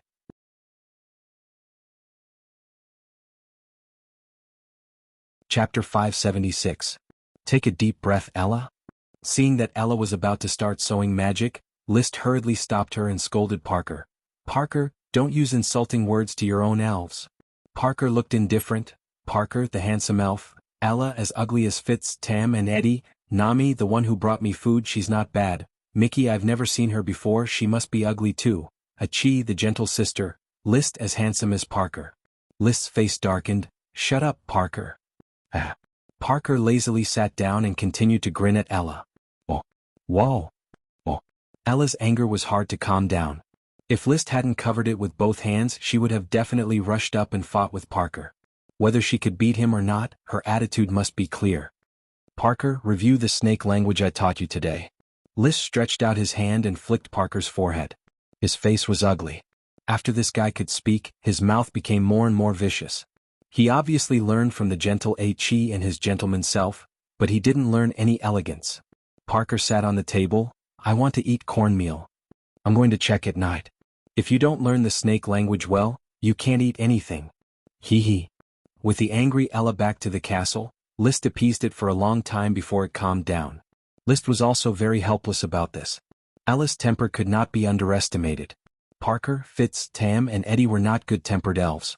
Only Nami and Mickey were worry-free. If it weren't for the suppression of the contract, if it weren't for the fact that the terrestrial elves and aquatic elves did not live together, they would have fought sooner or later. When he was annoyed. In Tulip Castle, the Count tasted the unpalatable boot-mouthed stork meat. He felt bitter in his heart. A high-level World of Warcraft was easily killed. List's strength is probably above all the Sky Knight. The most important thing is, why did he kill the boot-mouthed stork? He swallowed a piece of World of Warcraft meat with difficulty. My heart bled. Advanced World of Warcraft. Advanced World of Warcraft that could fly. Why didn't you call me along to capture it and tame it? This is a high-tier flight World of Warcraft mount. I've been chasing after it for half my life, and I haven't even seen an intermediate flight World of Warcraft. Now, a high-tier flight World of Warcraft has become food on my plate. Logic told him that List might not be able to capture the boot-billed stork. Capturing it alive and killing it were two different difficulties. Moreover, even if he managed to capture and tame it, it would be given to List as a mount first, and if he wanted it, he could only do it through trade. The father and son had already separated. The value of an advanced World of Warcraft was astronomical.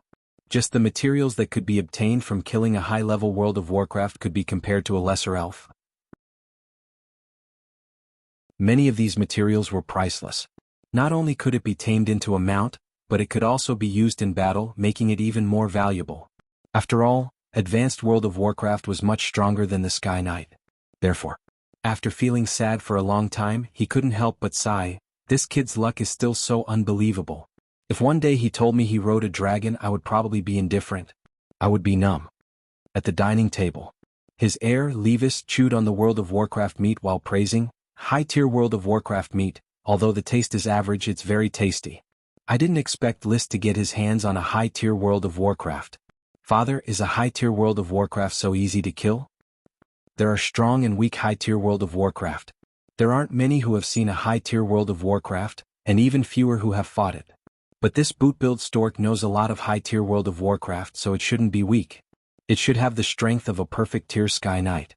The Earl agreed with List's estimation. In the letter, List estimated the boot-billed stork's strength to be a perfect-tier Sky Knight. A perfect-tier Sky Knight? Levis was surprised.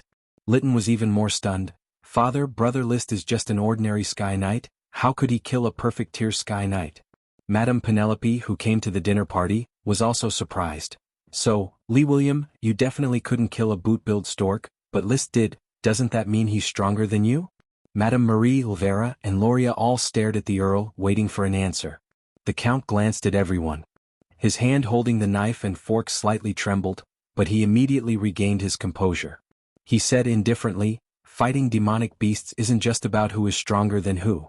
All sorts of factors can affect the outcome of the battle. Under normal circumstances, I probably can't kill a boot-billed stork. But with List's talent, it's only a matter of time before he surpasses me. He didn't have the nerve to say that he couldn't beat List for a long time. He only ambiguously mentioned List's talent. It was only a matter of time before he surpassed him. It sounded like he would surpass him later, but in fact he meant he would surpass him sooner. As for whether the others could understand, that wasn't the point he was concerned about. But he still forcefully changed the topic. List's talent is amazing, but hard work is equally important. Levis, you're already at a crucial point in becoming a Sky Knight. I hope to hear good news from you as soon as possible. Levis nodded heavily. Father, I've always been working hard. Loria continued. Father, Levis has always been working hard, but his talent can't be compared to List's. He still needs the family's strong support. The sooner Levis becomes a Sky Knight, I believe it'll be of great help to the family's fight for the title of Marquis.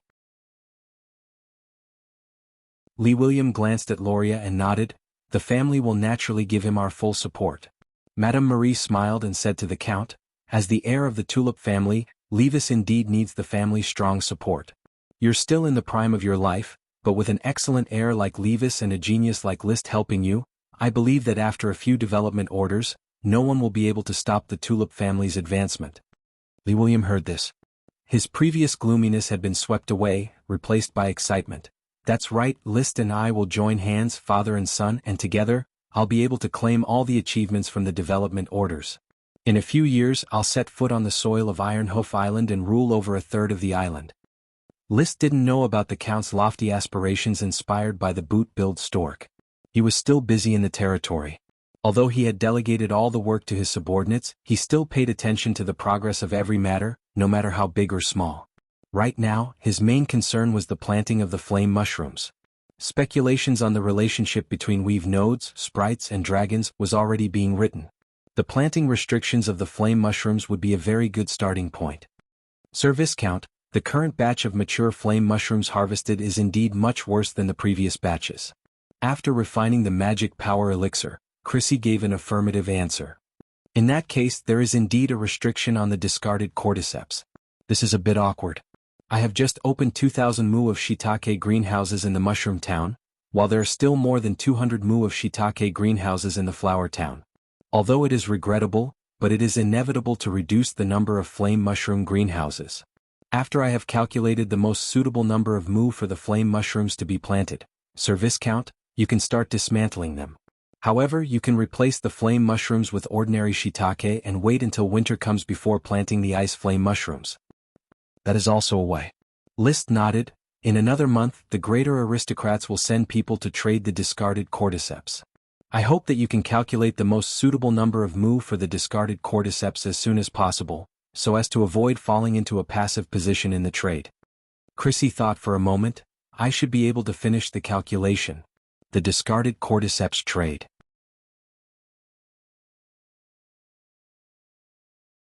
Chapter 577. This chapter is A Glorious Battle Song. Please update. The flame mushroom experiment was presided over by Chris Truth, so List was more at ease. It was now early May. Although most of the crops had not yet matured, many crops could be harvested with the help of the cordyceps. Therefore, for the first time, corn cobs and corn rice appeared on List's menu. Corn cobs tasted a bit sweet, which was somewhat different from the corn cobs on Earth. The cobs were larger, but the grains were sparse and not plump enough. They belonged to the category of inferior corn cobs. Corn rice was cooked from corn kernels after shelling. Compared with millet rice, it tasted more fragrant and had a smoother texture. In the absence of rice, corn rice could successfully replace rice. Eating pasta or millet rice every day did not suit List's taste. From now on, my staple food will be corn rice. Every 1, 3, 5, and 7 days, I will eat corn rice at noon and pasta at night. Every 2, 4, and 6 days, I will eat corn rice at night and millet rice at noon. As for the morning, I will add 2 more corn cobs for each meal. Yes, master. Butler Carter noted down List's instructions. Immediately after, he signaled the servants to bring 3 stir-fried dishes and said, "Master, this is freshly squeezed corn oil from corn, stir-fried tomatoes and eggs, stir-fried shredded meat with onions and stir-fried beans. Mrs. Abby hopes that you can taste them and then suggest whether or not to use corn oil for stir-frying." List picked up his chopsticks and rinsed his mouth. He drank a mouthful of water and rinsed his mouth. Then he picked up a piece of tomato scrambled eggs and put it in his mouth to chew for a moment. He couldn't help but nod his head. The taste is not bad. I don't feel the taste of corn. The taste of oil is also very faint. After rinsing his mouth, he switched to stir-fried shredded meat with onions and finally stir-fried beans. After tasting all 3, he had a general answer: use corn oil for tomato scrambled eggs and stir-fried beans. Use soybean oil for stir-fried shredded meat with onions. As for the other stir-fried dishes, use oil. I will make a decision after tasting them one by one. Butler Carter replied, "Yes, sir." The castle's kitchen used corn oil, peanut oil, soybean oil, grapeseed oil, and so on. Now, with the addition of corn oil, there were more choices to go with it. He believed that it would further enhance the taste of some dishes. In terms of eating, List was not a glutton to begin with, but there were not many entertainment options in this world. He would either watch stage plays, skits, read books, ride horses, hunt, or go fishing. After a long time he would get bored. He didn't like playing mahjong or poker, so he started to study eating and drinking. He didn't mind making every dish the most exquisite delicacy. The team of chefs he kept in the castle alone was more than the number of chefs in many marquises' castles. Moreover, the types of research were all different. Some specialized in making noodles, some specialized in stir-frying, some specialized in making pastries, some specialized in making seafood, some specialized in making barbecue, and some specialized in making fruits and vegetables and so on. After he had tasted the stir-fried corn oil, the valet came to report, "Master, the restaurant's chef Barwell is here to see you." Barwell? List raised his eyebrows. It had been a long time since he had heard from the chef that he had funded to research tofu. "Bring him to see me." After a while, Barwell came to the dining hall, knelt down and saluted. Without waiting for List to ask, he said excitedly, "Praise be to Sir Knight's glory, Barwell has finally made tofu. The white and tender tofu is exactly the same as the tofu you, Sir Lord, have described." "Oh, the tofu has been made? Did you bring it?" "The tofu is very soft, so Barwell left it in the restaurant's kitchen." "Forget it, I will go take a look."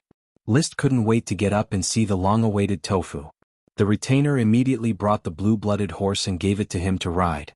Walking in the flower town, List no longer rode the chocobo Loki. He had previously given Paris the black dragon. Instead, he rode the blue-blooded horse gifted by the Grand Duke.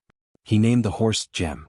As the mount of an honorary member of the blue-blooded orders of chivalry, it could not be given to others and could only be ridden by himself. Moreover, Gem's quality was indeed outstanding. It was an excellent warhorse that could follow him to the battlefield in the future. A knight could have many mounts and could switch them at any time. After arriving at the restaurant, the merchants eating on the second floor were immediately asked to leave by List's retainer knight. No one dared to make trouble or complain. This was the authority and status of an aristocrat. The valet wiped the tables and chairs and List sat down. Barwell had already served the tofu in a whole basin. It was snow white, but its surface was very rough. It was somewhat different from the tofu in List's memory. Fortunately, the difference was not great. He scooped a bit with a wooden spoon. It was not very soft, but it was not too hard either. It barely passed. "Have you tried it?" "Sir Lord, I had already made the tofu half a month ago, but at that time, I did not dare to guarantee that it was tofu. I also did not know if it was poisonous or if it was edible. During this half a month, I tested its toxicity while sorting out the technique of making tofu. I only dared to report to Sir Lord when I felt that it was up to standard." "You made it half a month ago? Tell me about the production process." "I first repeatedly squeezed the soybeans, then started to boil the soy milk. After that, I braised it according to the method taught by Sir. I tried many things and finally succeeded in braising it with seawater, which condensed into tofu blossoms. I scooped up the blossoms and pressed out the water with a wooden plank to make the tofu cubes. Seawater can also be braised. At first, I found that seawater could condense the soy milk into tofu blossoms, but the tofu made was very unpalatable, bitter and astringent. Later, I slowly explored and found a suitable method to braise it with seawater. Finally, I was able to make the tofu that Sir Lord requested." "I see." This was the first time List heard that seawater could actually be braised. In any case, the tofu was already placed in front of him. He immediately began to taste it. After entering his mouth, the familiar taste of tofu suddenly filled his mouth. He could not help but exclaim in admiration, "Good, this is the tofu I am familiar with. Boer, although you took a long time to develop the tofu and also cost me a lot of gold coins, you still deserve a reward for being able to develop the tofu." On the spot, List rewarded Boer with a gold coin. Boer took the gold coin and replied with great joy, "Thank you, Sir Lord. Although you have made the tofu, it is still very rough. I will continue to fund you to research better production techniques. In the future, you will be responsible for the supply of tofu in the castle. Also, the flower restaurant will be handed over to someone else. I will build a tofu workshop for you to manage." Boer had the status of a serf. Naturally, he had to do whatever List told him to do. Moreover, being a workshop steward was a lot better than being a chef in a restaurant, so there was no reason for him to be unwilling. The elated Boer quickly stir-fried a plate of braised tofu in accordance with the requirements of the Sir Lord. Eating the familiar taste, List was particularly satisfied. In the future, the tofu workshop will be a key protected area of the territory, and the tofu recipe will be kept strictly confidential. Tofu will be another important specialty of the territory. Tofu had a short shelf life and was not suitable for distant sales, nor did he intend to export it.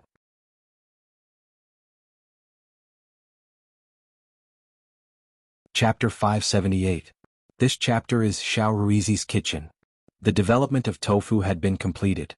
After enjoying the tofu banquet, he was ready to devote his free time to another important research work. White paper. He had enough of thick bast paper, which was expensive, of poor quality, smelly and too thick to write many words. A thick book might only have tens of thousands of words, and even a large book could not write more than 100 or 200,000 words. So, the bookshelves in his study seemed to be full of books, but in fact there was not much content. Although the territory already has a thick bast paper workshop, white paper is the most suitable paper for writing. Liszt went to Port Town to inspect the thick bast paper workshop. There were 3 papersmiths in the thick bast paper workshop. The first one was Ravanya, a craftsman from the main city of Ironhoof Island. After that, the 2 paper craftsmen searched for them from the Eagle Kingdom. In the workshop, Ravanya kept introducing the production of thick bast paper to Liszt. From its name, one could tell that thick bast paper was made from animal hides. After the animal skin was crushed, it was specially stirred, and an additive called grey dolphin gum was added to condense it into paper. Grey dolphin gum was the subcutaneous fat of a grey dolphin beast. There were many grey dolphin beasts on the continent, but in the Grand Duchy of Sapphire, it was only found on Blue Dragon Island and Ironhoof Island. This small beast liked open plains and could not be raised. Therefore, grey dolphin gum was very valuable. As a result, thick bast paper was also very expensive. Only nobles could afford it. I already know how to make thick bast paper. Today I am going to teach you a new paper-making technique. Liszt dismissed the irrelevant people, leaving only the 3 papersmiths. This paper is called white paper. It is completely different from thick bast paper. The raw materials used are all plants, including hemp, bark, straw, and the like. The 3 papersmiths all showed surprised expressions. Sir Lord, plants can also be made into paper? I'm not sure, but it is worth a try. Liszt did not give a complete answer. I do not remember the specific manufacturing process. You will need to explore. The general process is like this: choose the materials first. I suggest using flax as the raw material. He had an impression of paper Blanche's native craftsmanship. First, he prepared the materials such as hemp, tree bark, straw, and bamboo, and soaked them for 10 days to half a month. After soaking it until it was soft, it was then pounded into a paste. Water was added to stir it, and the coarse material was removed to become pulp. It would be best to add a little thickener to make the pulp easier to shape. After that, he used the bamboo curtain to scoop up the paper. He placed the bamboo curtain into the paper pulp and evenly distributed a layer of paper pulp on it. He scooped it up to control the water and then inverted it to take out the wet paper. The wet sheets were stacked together, and the water was pressed down with a heavy object. Finally, the sheets were spread out one by one to dry in the sun. There doesn't seem to be bamboo in this world. Liszt suddenly thought of this when he was imparting the technique. Therefore, he could only roughly describe the bamboo curtain used to fish out the paper, and let the paper craftsmen find suitable tools to fish out the paper themselves. All in all, this is the specific process, but the paper produced in this way should be rather rough. What I need is a smooth white paper. You need to keep experimenting and strive to improve on the foundation of this craft to produce real white paper. The paper craftsmen listened. They couldn't guarantee that they could produce white paper, so they could only try their best. However, the 3 paper craftsmen were all very excited to be taught their skills by the Lord. Not to mention the importance of craft inheritance for craftsmen, the honor of being the Lord's personal disciple was worth showing off for a lifetime. Of course, the white paper craft must be kept secret, which is far more important than making tofu. If he hadn't become a dragon knight, Liszt wouldn't even have been willing to take it out now, for fear that he wouldn't be able to keep it a secret. So he immediately arranged for Gort to arrange the white paper workshop far from the town, and told Paris to guard and patrol the white paper workshop. If the white paper was successfully produced and the process was mature, it would definitely be a profitable business. And this was an exclusive technology that could be passed down from generation to generation. In the next period of time, Liszt's life began to become regular again. He went to the Dodo Island once every 5 days to practice with the little fire dragon, Leo, and improve their relationship. For the remaining 4 days he accompanied Achi to study the Sun language, taught Parker to speak, trained the Blizzard Beast, inspected the territory and inspected the progress. He also wrote speculations on the correlation between magic network nodes, elves and dragons. He had written about 20,000 words in this book, mostly divergent conjectures. Based on the relevant inspiration of the internet, he guessed the magic network in his imagination. As time passed, the flame mushrooms matured in batches and the quality plummeted. With the harvest in batches, when there were only 1,000 acres left, the quality finally felt a significant improvement.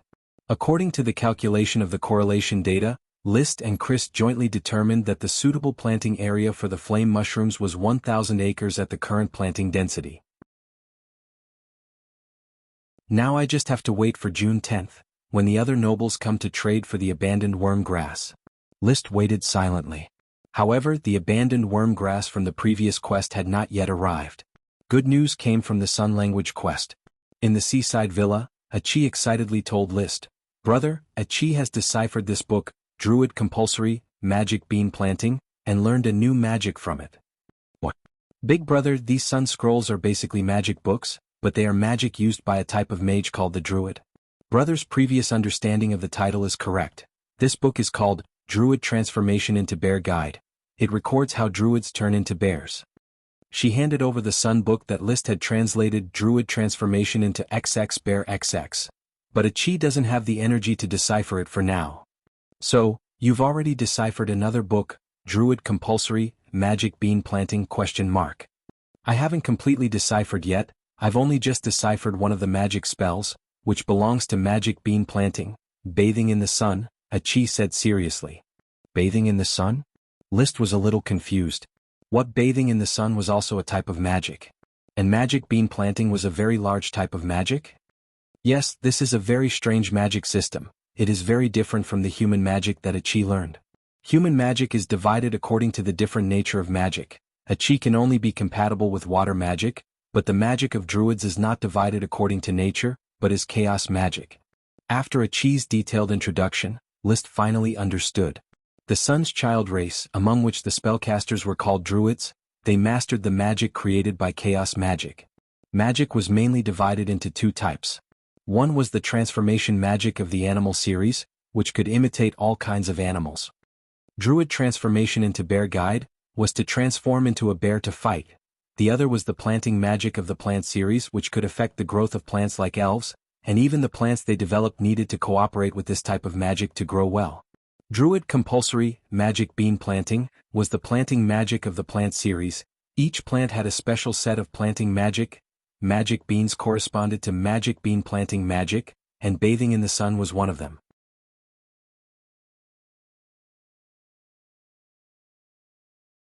Chapter 579. Mission completed. Reward, Druid Spell, Magic Bean Planting. Achi deciphered the spell, bathing in the sunlight from Druid must learn, a magic bean planting. Naturally, the mission was completed and the reward was this spell. For List, this was tantamount to opening the door to a new world. It turned out that the seeds kept by the sky ship were not simply potion seeds, but special plants developed by the druids, which needed druid magic to grow. No wonder these seedlings germinated slowly, grew slowly, and there was not even a single seedling with signs of magic. Immediately, Achi demonstrated the magic bean planting spell, bathing in the sunlight. She waved her slender fingers gently, and suddenly a chaotic color of magic was sprinkled on the magic beans in the pot. The leaves seemed to come to life in an instant, flashing like crystal jade in a regular pattern. The sunlight sprinkled on it, reflecting a faint seven-colored light. After 3 minutes, everything returned to its original state. List found that the magic beans actually grew a lot in a short time. Amazing! He had never seen magic that could promote the growth of plants other than elves. Achi shook her head. "Brother, Achi can only be compatible with water magic, and it took a long time to use water magic to drive chaos magic to cast this spell. If it was an ordinary mage, it should be much easier to cast this spell than Achi." List was surprised. "You can actually use water magic to drive chaos magic?" Achi smiled sweetly. "Hehe, Achi is very hard-working." "Then have you ever thought about using water magic to drive other magic? In this way, wouldn't you be able to cast other magic?" Actually, Achi has thought about it, but it is very difficult to do, and Achi doesn't have time to try for now. There are still many books of the sun waiting for Achi to decipher. Compared to driving other magic, Achi prefers to study druid magic. They are really amazing. That's right, druid magic is more important. List immediately decided. "Achi, you record all the deciphered spells. I will go back to the Magic Academy and try to train a group of human druids to help me grow these magic bean plants." The Magic Academy was not a place to nurture mages. In his mind, it was a place to nurture pharmacists and magical equipment forgers.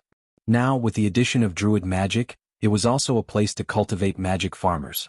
Plants that could be eaten and used to make potions were undoubtedly very valuable. There was no fixed name for this kind of plant in Helios. After discussion with Ichi, List decided to name them magic plants, or magic plants for short, to distinguish them from magic potions. In order to hide the secret of the Child of the Sun, List asked Ichi to hide the druid profession when recording druid magic. Replacing them were magical plant masters and nature magic. Actually, wood magic was more suitable, but the humans of this world had already called the magic represented by the elves as wood magic. In order to differentiate, List changed the druid's plant magic to nature magic. He urged Ichi to continue developing nature magic. List left the seaside castle and rode the Rainbow Whale Lolth straight toward Port Town. After arriving at Port Town, he changed his clothes and hurried to the Night Academy. The Night Academy was located in the Night Square near Port Town. Just like the Magic Academy was stationed in the Mage Tower, the Night Academy was stationed in the Night Square. The Night Square was some distance from the town. It was a row of 3-story stone buildings that surrounded a huge square, which had just been built. The architectural style was similar to the Mage Tower, both in a neoclassical style. In fact, after the style of Thorn Castle was determined before construction started, List requested that the architectural style of the future Algae City must be the same as that of Thorn Castle. The Mage Tower and the Night Square were no exception. In addition, the Algae City Administration Office, City Hall and other buildings which were under construction, were all in the neoclassical style. The Algae City was still a port town. In fact, it was already planned according to the city's measurements, including streets, sewers and building layouts, which were designed according to a medium-sized city with a population of 10 or 20,000. Now, just waiting for the final version of Thorn Castle's blueprint to come out, List's new home would finally be located on Black Horse Island, complementing the Algae City and complementing each other. Sir. Marcus, who was in charge of the daily affairs of the Night Academy, quickly came to greet him. List simply said, "I am going to inspect the orphanage, select some suitable seedlings, and send them to the Magic Academy to study magic." Marcus was a little puzzled. Hasn't Madame Chris already come here with 3 mages to pick out the candidates? She has selected too few seedlings. I will give her another batch.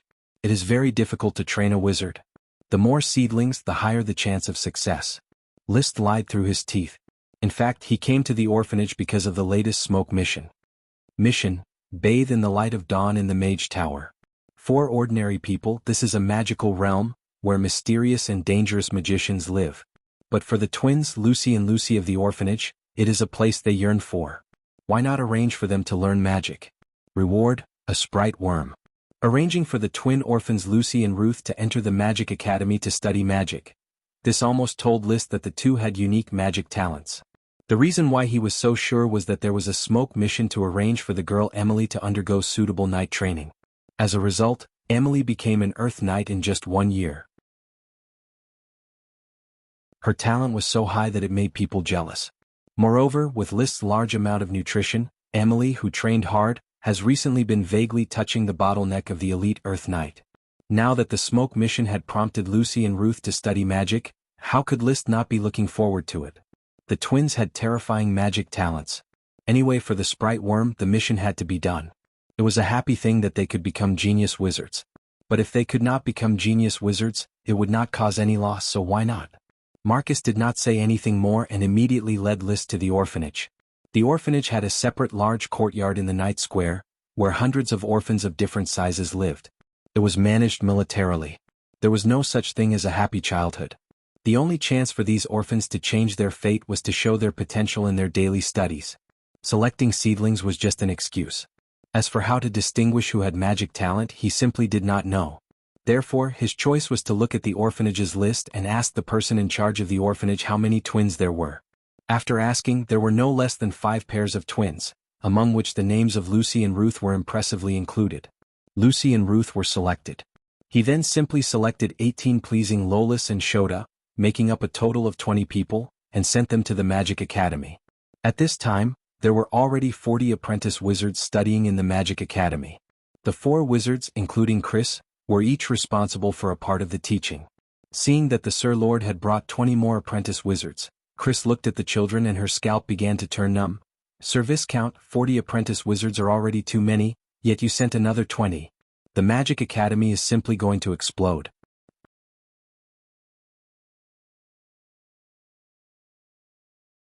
Chapter 580. Nature Magic?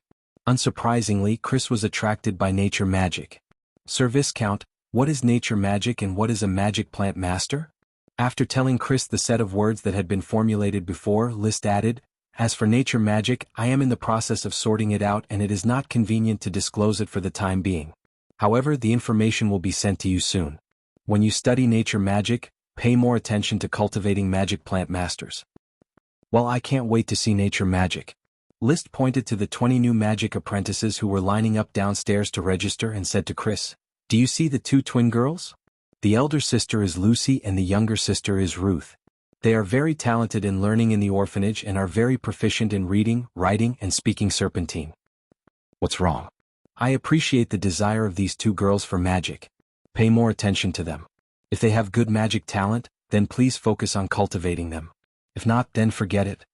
List was not sure whether Lucy and Ruth were genius wizards or not.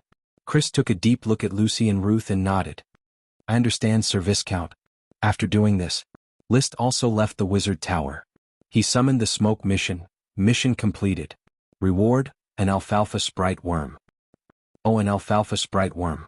Not bad. There is only one alfalfa sprite worm in the Black Horse pasture. Obviously, its range of influence is too small. One more alfalfa sprite worm can cultivate a large number of high-quality pasture and strengthen the black blood horse herd. List expressed his satisfaction with the alfalfa sprite worm. It was already late today.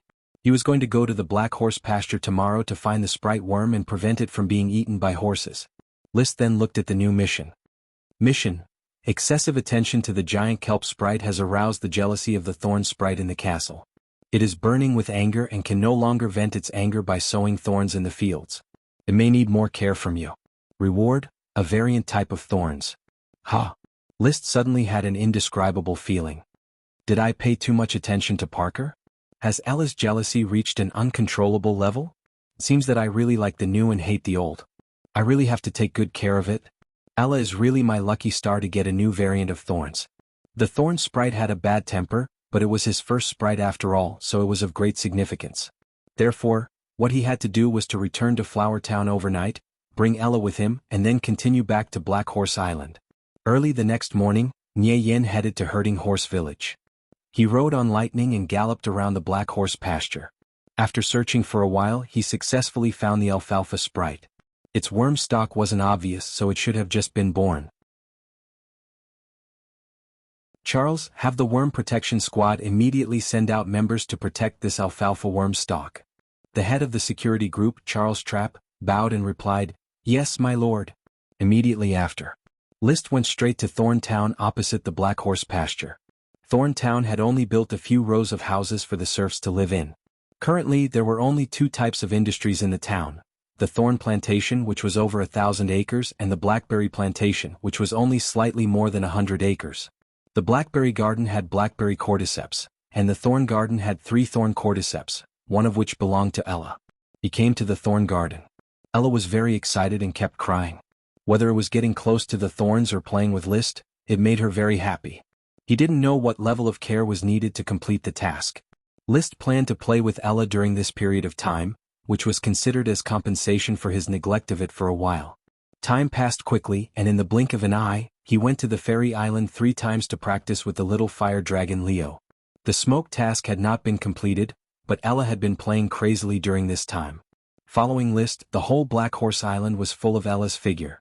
On the other side, after constant efforts, Achi deciphered more and more sun characters, and the progress of her research on natural magic had also advanced by leaps and bounds. She deciphered 60% of the content of Druid Compulsory Magic Bean Planting, and learned 6 Magic Bean Planting Magic: Magic Bean Germination, Bathing in the Sun, Rapid Sprouting, Lush Branches and Leaves, Flower Bud Protection, and Magic Condensation. In addition to relaxing her mind, she also deciphered the magic of Strong Straw, and developed Root from Druid Advanced Magic Wheat Planting, Vine Parallel from Druid Elective Magic Melon Planting, and Lotus Seed Sprouting from Water Specialization Magic Lotus Planting. In addition, for several other magic plants, she also deciphered the names of the relevant books. They were Vegetable Specialization, Magic Cigar Planting, Seasoning Specialization, Magic Pepper Planting, Healing Specialization, Magic Ginseng Planting, Fruit Specialization, magic pear planting, dried fruit specialization, magic sunflower planting, high-grade druid compulsory, transfiguration tree planting, high-grade druid elective, magic orange planting. So the real name of the ship what I got before that can grow the ship in the sky is transfiguration tree, a natural magic that high-grade druid must learn. List suddenly understood. He had great expectations for the transfiguration tree. According to the simple content that Chi deciphered, with the help of transfiguration tree planting magic, she could control the transfiguration tree to grow in the way she wanted. This kind of wood could reach the quality of ironwood, soaked in water for hundreds or even thousands of years. It would not rot, and it would still be as hard as before. One could imagine how hard the carriages and ships that were planted with magic would be. He couldn't help but exclaim, "The children of the sun are really a magical race. Natural magic is infinitely magical." Chi nodded in agreement. Magic beans and magic wheat are the main food, magic melon is the fruit, magic lotus is the vegetable in the water, magic eggplant is the vegetable, magic pepper is the seasoning, magic ginseng can cure diseases, magic pear is the fruit, magic sunflower is the dried fruit, transfiguration tree is the building material, and magic orange is probably also a fruit. There are many varieties. Indeed, this is a valuable inheritance. Chi, your work is very important. Yes, Chi will definitely decipher all of them. Without a doubt. These magic plants and natural magic sent by the sky ship had unlimited potential. Once developed, the help that could be provided was immeasurable. But why did a sky ship, pulling almost all the resources that the children of the sun relied on to survive, sink here on Black Horse Island? He felt that it seemed to have something to do with the note in the floating bottle. The tower collapsed, the tree city burned, XX has perished, the children of the sun will rise with the flame, the children of the outside world, you are free. Perhaps the home of the children of the sun was destroyed, and the sky ship was the ark they used to escape? List shook his head and did not delve into it. There was no way to delve into it. Those sun books were all about natural magic and some architectural drawings, and there was no historical record of the children of the sun. Not even a word. Even Chi turned over all the sun books and did not find out what XX replaced by XX has perished. It was like a place name, but it was not even clear which continent the children of the sun lived on, let alone a place name that might be a proper noun. When I become a dragon knight, I will organize a sailing fleet and cross the Devil's Sea.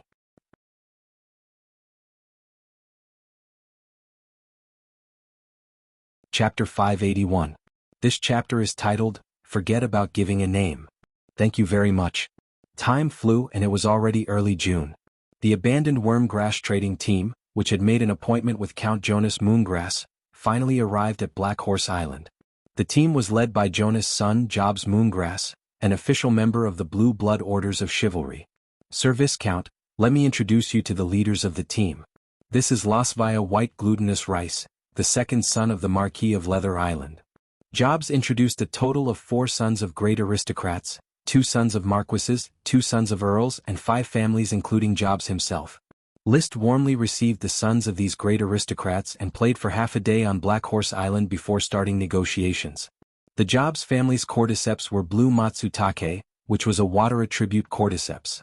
The Lasvia family's cordyceps were Golden Threaded, which was an earth attribute cordyceps.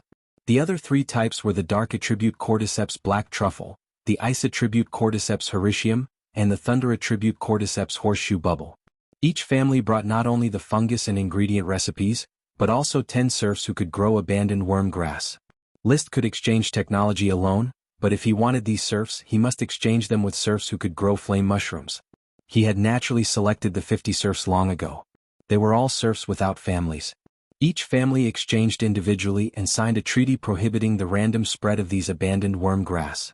These abandoned worm grass had their own distribution range, and the random spread was bound to cause great harm to the holder.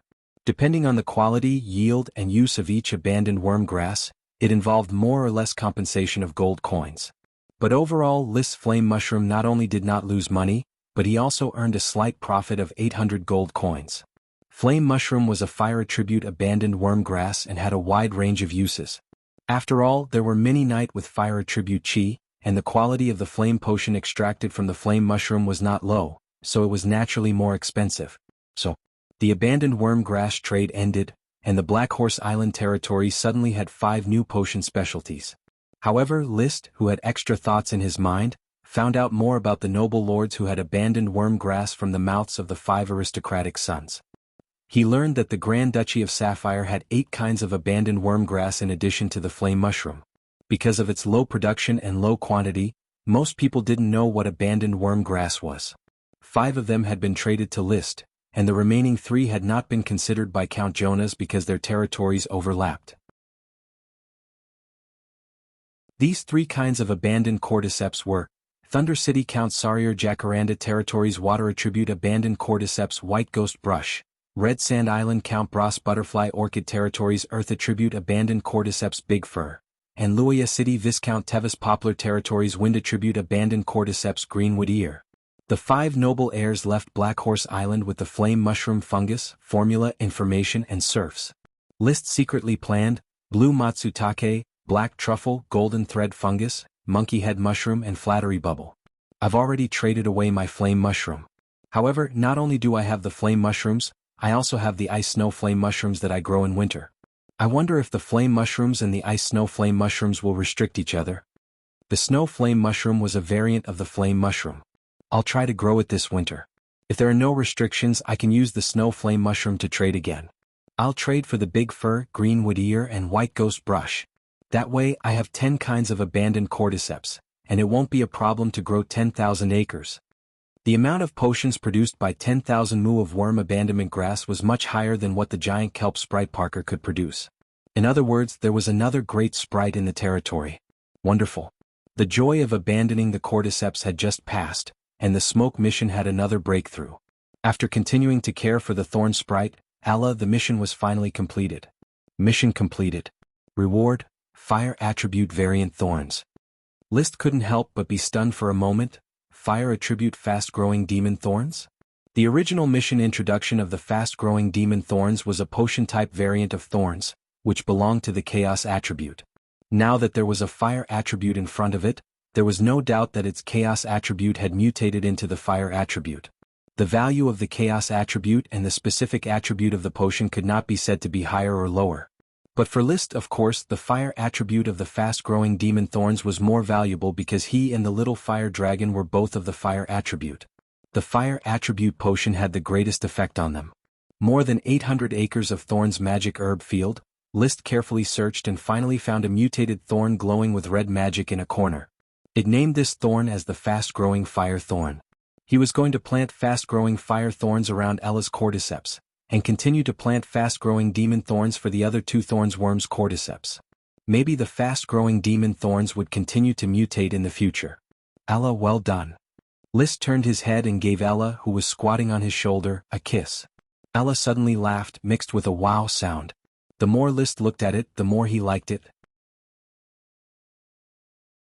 Not only did he have feelings for Ella, but more importantly, Ella's mutated thorns had a fast-growing attribute, and their growth rate was far faster than other plants. Like the fast-growing demon thorns with the blessing of the cordyceps, could be harvested 4 times a year, which was faster than planting wheat. As for now, List found that the thorns under the influence of Ella had a strong mutated attribute: fast-growing thorns, fast-growing poisonous thorns, fast-growing demon thorns, fast-growing iron thorns, and the latest fast-growing fire thorns, a total of 6 new varieties of thorns. But speaking of which, when Ella's cordyceps affects the mutation of the thorns, it always seems to have a strong emotional color. At the beginning, the thorns worm was unwilling to end its life, so it broke out and mutated 5 kinds of thorns. It finally broke the shackles of fate and evolved into a thorn elf. Now Ella was wronged and had nowhere to vent its anger. Then it mutated into fast-growing fire thorns. He looked at Ella, who was tired of playing, and began to doze off and narrowed his eyes. Maybe I have to stimulate Ella often in the future? Maybe one day it will be stimulated to evolve into a big elf? Among all the elves, he loved Ella the most and hoped that Ella could continue to evolve. It would become a big elf with a lifespan of 200 years, or even a dragon elf with a lifespan of 500 years. It would accompany him. It happened that he planned to become a dragon lord one day, and he could probably live for 400 or 500 years. So it must be stimulated. As for how to stimulate it, that was another matter. Ella, who wanted to sleep in a daze, did not know what his master was thinking, and what kind of waves would be set off in his future life. At this time, List has shifted his attention and looked at the latest task. Task: All abandoned cordyceps have been traded. Blue matsutake, black truffle, golden filament, Hericium arenaceus, and flattery are all important potion crops that can provide a steady stream of potions. Please place these abandoned cordyceps properly. Reward, a sprite worm.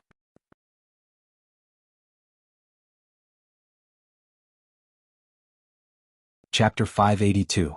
This chapter is Little Ruizi's Kitchen. List intends to place the worm grass in Shiitake Town. Originally, it was planned to build more than 10,000 acres of shiitake greenhouses. Now it is just the right place to plant new worm grass. Unfortunately, there are only 10 serfs for each kind of worm grass. It is not easy to teach other serfs to grow in a short period of time. After all, the hydrology and climate of each island are different, and planting techniques need to be fine-tuned accordingly. Within about a year, these 5 kinds of worm grass will not play a big role. However, List can afford to wait. He is still young, only 18 years old. Over the next period of time, he supervised the 50 new serfs to build greenhouses for discarding cordyceps. However, after these serfs inspected the environment of Shiitake Town, 20 serfs shook their heads. Only serfs who could grow golden thread, monkey head mushrooms, and flattery felt that the environment of Shiitake Town was suitable. The serf who planted the blue matsutake said, "My lord, blue matsutake needs dark, decaying woodland to grow. Shiitake Town lacks trees, and it is difficult to grow blue matsutake." The serf who planted the black truffles also said, "My lord, black truffles need a lot of dead trees, preferably dead pine trees, and should not be too close to the sea, otherwise the quality will be very poor. Then you will inspect Black Horse Island, choose the right place for planting, and ask Consultant Gort for what you lack." List has always been strategically located, providing a direction, and leaving the rest to his subordinates to execute. He deals with territorial affairs, nothing more than holding a meeting and arranging some old-fashioned decisions. You have to pay great attention. Gort, I leave it to you, execute as soon as possible. This is a key industry of the territory, it cannot be ignored. I will reward you if you do well. To sum it up, it is just empty words. Fortunately, although he likes to use empty words instead of decision-making, he never interferes with specific work. For example, if the planting of the worm grass is handed over to Gort, he will only ask about the progress and will not forcibly interfere with how to plant it. But in recent times, there are still many problems in the territory, and they are gradually haunting him.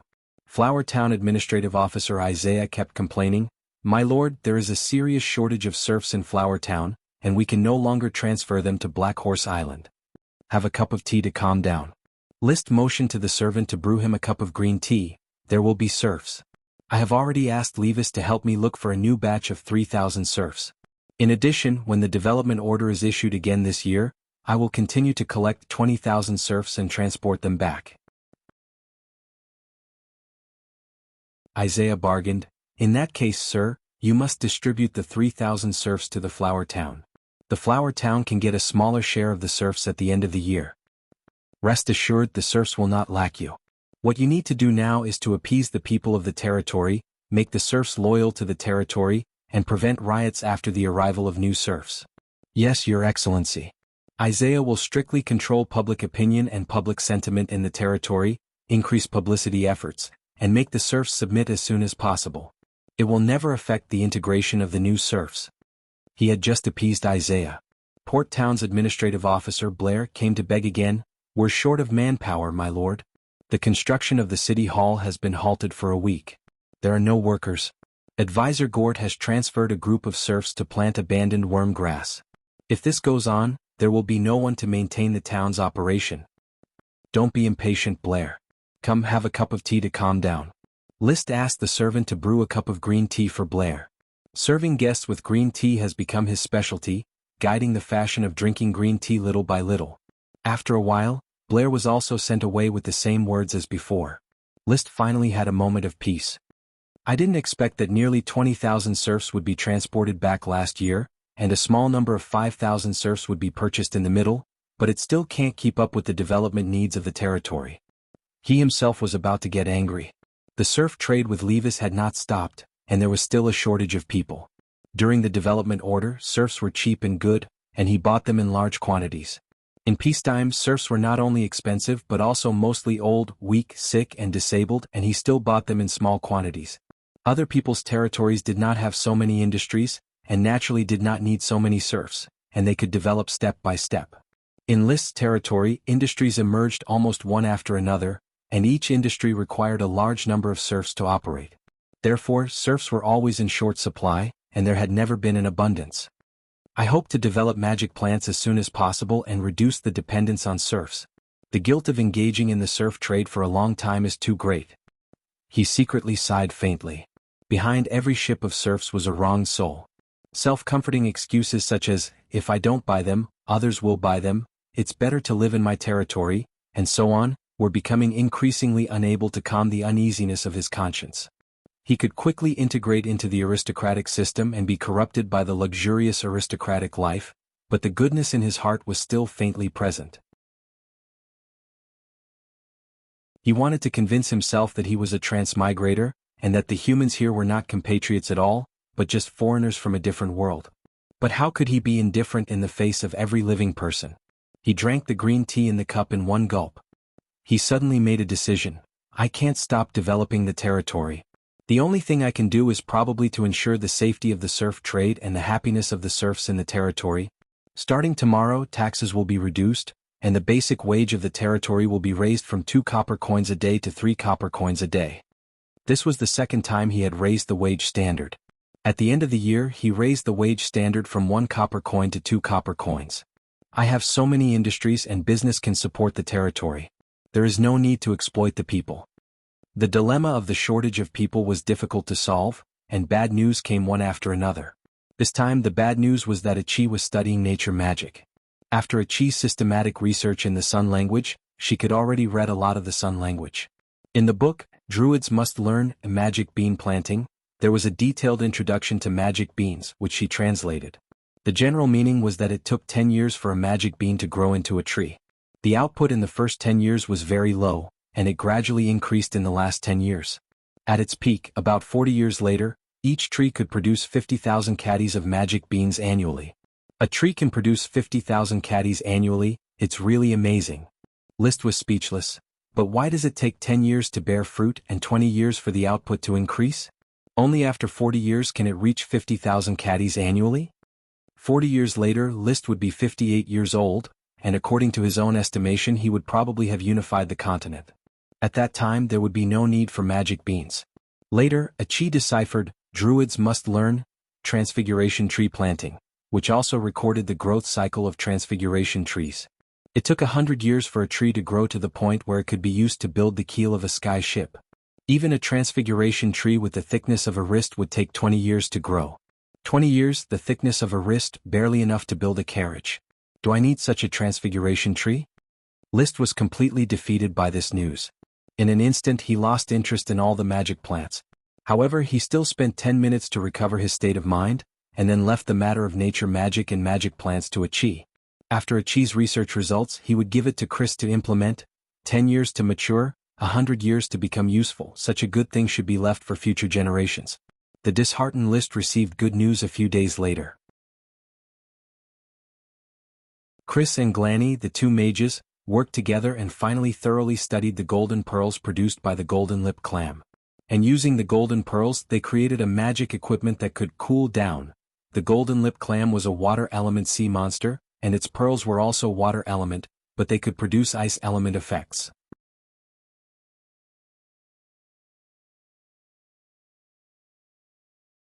Chapter 583. As soon as he entered the 4th floor of the Mage Tower, he felt a cool breeze. It was now mid-June, officially entering the hot and unbearable summer. Although Black Horse Island had a high latitude, a lot of rainfall, and was above the sea, it was still frighteningly hot on a sunny day. It was about 27 or 28 degrees outside, but after entering the room, it only felt like a dozen degrees. The change in temperature was so great that it made one speechless. Viscount, this is the magic equipment we made with the golden pearl. The outer disc is a control magic array that can be operated and the temperature can be adjusted from high to low. Glanny, as the guide, introduced the attributes of the equipment to List in detail. It was basically a disc-shaped equipment with a golden pearl inlaid in the middle.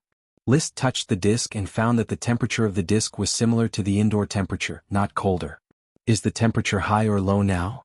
It's basically a low-energy high temperature. Adjust it to the lowest temperature and see how much you can lower it. Glanny now lived in the Mage Tower, had food and drink delivered, and occasionally went to the port town to watch stage plays and burlesque. He could often ask the great magician Chris for advice, and his life was happy, so his temper had improved a lot. He worked very hard and his tone was much gentler.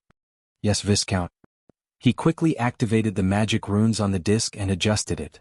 After a while, the temperature in the room plummeted and became colder and colder. When the temperature was lowered to about 4 or 5 degrees, it could not continue to cool down. Liszt felt the goosebumps on his skin and frowned. This is its lowest temperature? Can't it be lowered to the point where it can freeze? I'm sorry, Viscount, the great magician and I have tried many times, but we still can't make the golden pearl condense into ice. This is the upper limit of its magic power. Glanny said regretfully. If ice could be made, the value of the golden pearl would definitely double. Chris also shook her head. Unfortunately, the golden clam is a water monster. If it was an ice monster, the golden pearl would definitely be able to make ice. As a great magician, she could make a small amount of ice herself, but it was not worth it to rely on her personal magic to make ice and sell it. Although it was a pity, Liszt said encouragingly, it's already very good. This hot summer with the golden pearl, I believe life will be much better. Have you named it? Please name it, Lord Viscount. Yes. Liszt thought for a moment and asked, since it can adjust the temperature, can it increase the temperature in winter? Chris thought for a moment and said, although we believe that it is an ice attribute according to its nature, it is more like a constant temperature control. It's summer now, so it's cooling down. If it's winter, it should be able to warm up. She and Glanny didn't think of this when they reported earlier. They only thought that the golden pearl could be used for refrigeration. After Liszt's question, he realized that since it could be cooled in the summer, why couldn't it be heated in the winter? After all, its temperature adjustment range was from 4 to 10 degrees Celsius. Of course, the temperature measurement was only based on Liszt's feelings. There was no thermometer here. This way, it has a wider range of uses. It can be used for cooling and heating. Liszt was very satisfied with this point. Pure refrigeration effect was limited. Refrigeration and heating were good air conditioners. Since it is a constant adjustment of temperature, then let's call it the warming divine pearl. Black pearls could be made into wind-calming divine pearls. Pink pearls could be made into water-calming divine pearls. Gold pearls could be made into water-calming divine pearls. All 3 kinds of pearls had strong effects. This made him very pleased. It was the best news he had heard in a while. There are sea monster pearl shells in Blue Dragon Island's Tranquil Lake. They can produce white pearls, but they only have the simple effect of calming the mind. Compared to the 3 kinds of pearls produced in my territory, they are far inferior. In particular, the black pearls themselves had the effect of calming the mind, which was much better than the white pearls. He cooperated with Levis and Rolia. They had already sold the black pearls to many noble ladies in the Grand Duchy. They had earned a lot of gold coins. Unfortunately, the black pearls had been sold out. If he wanted to collect them again, he would have to wait for at least a year and a half. As for the large black pearls, it would probably take decades or even hundreds of years to grow. However, the old black giant clams all lived in the deep sea. As long as they appeared in the Pearl Lake, he could make a big profit. The technique of collecting and planting pearls had already been explored. It could not harm the life of the black giant clams. This was an industry that could be developed for a long time. He collected his thoughts.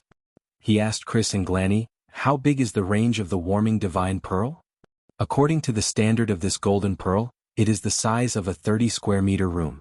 Well, it's a little small.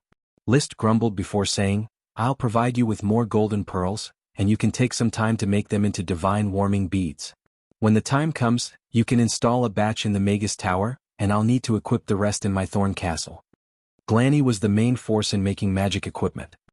He immediately nodded and said, Please rest assured, Lord Viscount, leave the matter of making the warming divine pearls to me. The golden-lipped clam was a sea monster that could release ordinary magic water bomb. The most suitable collector was the siren Chi, but Chi had been studying nature magic recently, so Liszt did not disturb her. Instead, he rode the 7-colored whale Lolth and swam to the golden-lipped clam habitat near Stony Island. He looked for a large golden-lipped clam, approached it, and lured it with food. When the golden-lipped clam opened its shell, he stuffed a fire dragon bone into it at lightning speed, resisting the golden-lipped clam's defense, and then held up the shield to resist the water bomb it released. He quickly cut open the film wrapped around the golden pearl and took out the golden pearl. He stuffed in a grain of sand and pulled back the fire dragon bone. In this way the golden-lipped clam would be fine, and it could continue to breed golden pearls. Sea monsters had a strong resilience, and as long as they didn't mess around they basically wouldn't die. Shellfish such as the golden-lipped clam and the black giant clam could all be dealt with in this way. The real difficulty was the pink conch. There was no way to remove the pink pearl without killing the pink conch. And so on. List obtained 15 golden pearls in an hour. He calculated that it should be enough to meet the needs. There were no more than 10 rooms in the castle that needed to be installed with the warming divine pearls, and 5 more rooms were installed in the mage tower, which would use exactly 15. As for the one in his hand, he could give it to a chi and let her play with it and study it. The main reason was that the golden-lipped clam population was small, and the number of qualified golden pearls the size of eggs was even smaller. Otherwise, List would have definitely collected them in large quantities, made them into warming divine pearls, and sold them to the outside world, earning a lot of gold coins to buy supplies. It seemed that good luck had returned. The good news of the golden pearl had just been digested.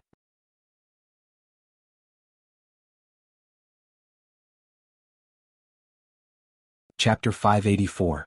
Clothing in this world was obviously not as developed as in the Earth era. According to the different materials used to make clothing, it was divided into ordinary clothing and magic equipment. Magic equipment was obviously only affordable for noble knight. For example, List's red cloak with black background and golden edges was magic equipment. There was also his 6-headed sea serpent king leather armor and other magic equipment made from World of Warcraft materials, which could be used as clothing or equipment. As for ordinary clothing, the best was naturally the fur type. Fur clothing made from precious fur, mink fur, fox fur, and the like were exclusive to nobles. In addition, ordinary nobles generally wore woolen clothing, which was cloth woven from wool. They generally wore down clothing such as goose down and duck down to keep out the cold. Commoners mostly wore linen and cotton clothing. He had never seen people raising silkworms, so naturally, there would be no such products as silk. When List saw the green wool textile of the green caterpillar, he immediately thought of silk. It was light, transparent, smooth and felt like a layer of yarn. The green wool textile was not as comfortable as real silk, but it was still a superior silk textile. After rinsing, the color had also greatly improved. It was no longer green and shiny, but only a faint green. Very good textile, let's call it silk. List once again used the name of a fake and replaced the name of the real thing. Of course, there was no silk in this world, so it was not a big deal to call green wool textile silk. The name was just a code for him to distinguish and remember. Yes, my lord. Let the textile workshop quickly make a few sets of silk clothes for me. Summer is obviously suitable for wearing silk. The green caterpillar reproduced very quickly, and mallard ducks and flamingos only ate the green caterpillar, not the green fur. So every time he went to the mangrove forest to feed, he could harvest a pile of green fur left by the ducks and flamingos. It was transported to the textile workshop and spun a large amount of silk. This would undoubtedly be a specialty. He believed that the nobles were very interested in this light, cool and breathable fabric. Even in the summer, nobles had to dress neatly in frac habile and wear a ruffled collar around their necks when attending banquets. If silk was used to make clothes, it would be at least 3 times more comfortable. Perhaps the greater nobles had a way to cool down, but the lesser nobles would definitely go crazy for silk. List calculated in his heart, the price of green hair silk should be more expensive than down jackets. In order to meet the needs of more aristocrats, I should let Nami work hard to sow more mangrove forests along the coast of Black Horse Island to raise green caterpillars. It's best if the green caterpillars can be raised artificially.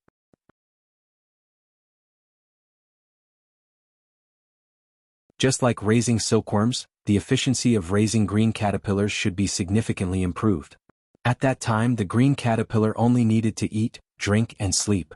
When it matured, it would be thrown to the mallard ducks and flamingos to eat, and the leftover green feathers would be recycled. Just follow this routine and let Gord arrange people to carry it out. Just as he thought of this, he suddenly paused. There was a huge shortage of serfs in the territory. The green caterpillar breeding obviously required a large number of serfs, and it was estimated that there was no way to do it now. He still had to wait for the development order to welcome a leap in development for the territory. Speaking of the development order, List soon received a message from the Knight of Tulip Castle. The Count invited him to go to Tulip Castle for a family dinner. The reason was that the Count had received a notice from the court to go to the Blue Dragon Island and gather at the Blue Sky Palace for a court meeting. Compared to previous years, this year's meeting time was much earlier. So that day, List rode the chocobo Loki and quickly rushed to Tulip Castle. Loki's speed was getting faster and its endurance was greatly enhanced. It was obviously still growing. However, to List's regret, it never learned a third magic. As an intermediate dragon in World of Warcraft, it was indeed undignified to only know 2 kinds of magic. Maybe the power of the blood fruit was not enough. That would make it a half-baked middle-level dragon. List, you came so fast. Brother Levis greeted him at the door. After letting the servant take the chocobo away, List replied, I have the chocobo Loki. It only takes 40 minutes to get here from the flower town. I really envy you. You don't lack mounts in the water or in the sky, and you even have a blue-blooded horse as a gift from the Grand Duke. Brother, when you advance to a Sky Knight, you will have everything. You should be soon, right? List and Levis walked side by side into the castle and asked. Levis showed a reserved smile. It is indeed soon. I have already touched the bottleneck, but for the time being I am still preparing to break through. Your Earth Codex has been a great help to my cultivation. I have to admit that you are amazing in terms of comprehension in chi cultivation. It is good that I can help you. Just as he entered the living room and sat down, the pregnant Loria personally brought him a cup of pure milk tea. Everyone in Tulip Castle knew List's taste. He would either drink green tea or milk tea without meat, eggs and other ingredients. She said with a smile, Sir Father and Madame Marie are in the Coral City dealing with this quarter's taxes. They should be back soon. Grandmother and Elvira have already sent someone to invite them. You and Levis can chat first. Lytton is also in the castle, I will also call him over. List took the milk tea, thank you. You are pregnant, so leave these matters to the servants. The child in your belly is the most important. Levis said, it is only because you are here that Loria can do these things. Others can't enjoy it. He turned to Loria and showed a gentle expression. Hurry up, don't tire yourself. List doesn't care about these clichés. Let's sit down and chat. Also, there is no need to call Lytton. He is just a child, what can he say? After Loria sat down, she said to the butler, Mr. Silva, please call Lytton. List quietly tasted the milk tea. He had no interest in the daily intrigues of Tulip Castle. After the butler went to call Lytton, he seemed to remember and said, That's right, my territory has recently produced a very special cloth. I brought a batch for you to make clothes. The servant quickly brought over a piece of blue silk. He handed it to Loria to taste. As a woman, Loria had learned needlework at the Oxhorn Academy and naturally knew the quality of the cloth. After rubbing it for a moment, her eyes lit up. Smooth, light, breathable, and very comfortable to the touch. Moreover, the color of the cloth is also very beautiful, flickering with a faint green color. The valet Thomas explained, This is called silk, young madam. List, what is the value of this cloth? Loria asked keenly. She had already sensed the commercial value of the blue silk. I don't think it should be cheaper than high-quality down, but the specific price has not been calculated for the time being. After all, the production capacity of the territory is not up to standard, and silk cannot be mass-produced in the near future. I just took a part of it and gave it to you to make summer clothes. Is there anything we can help with?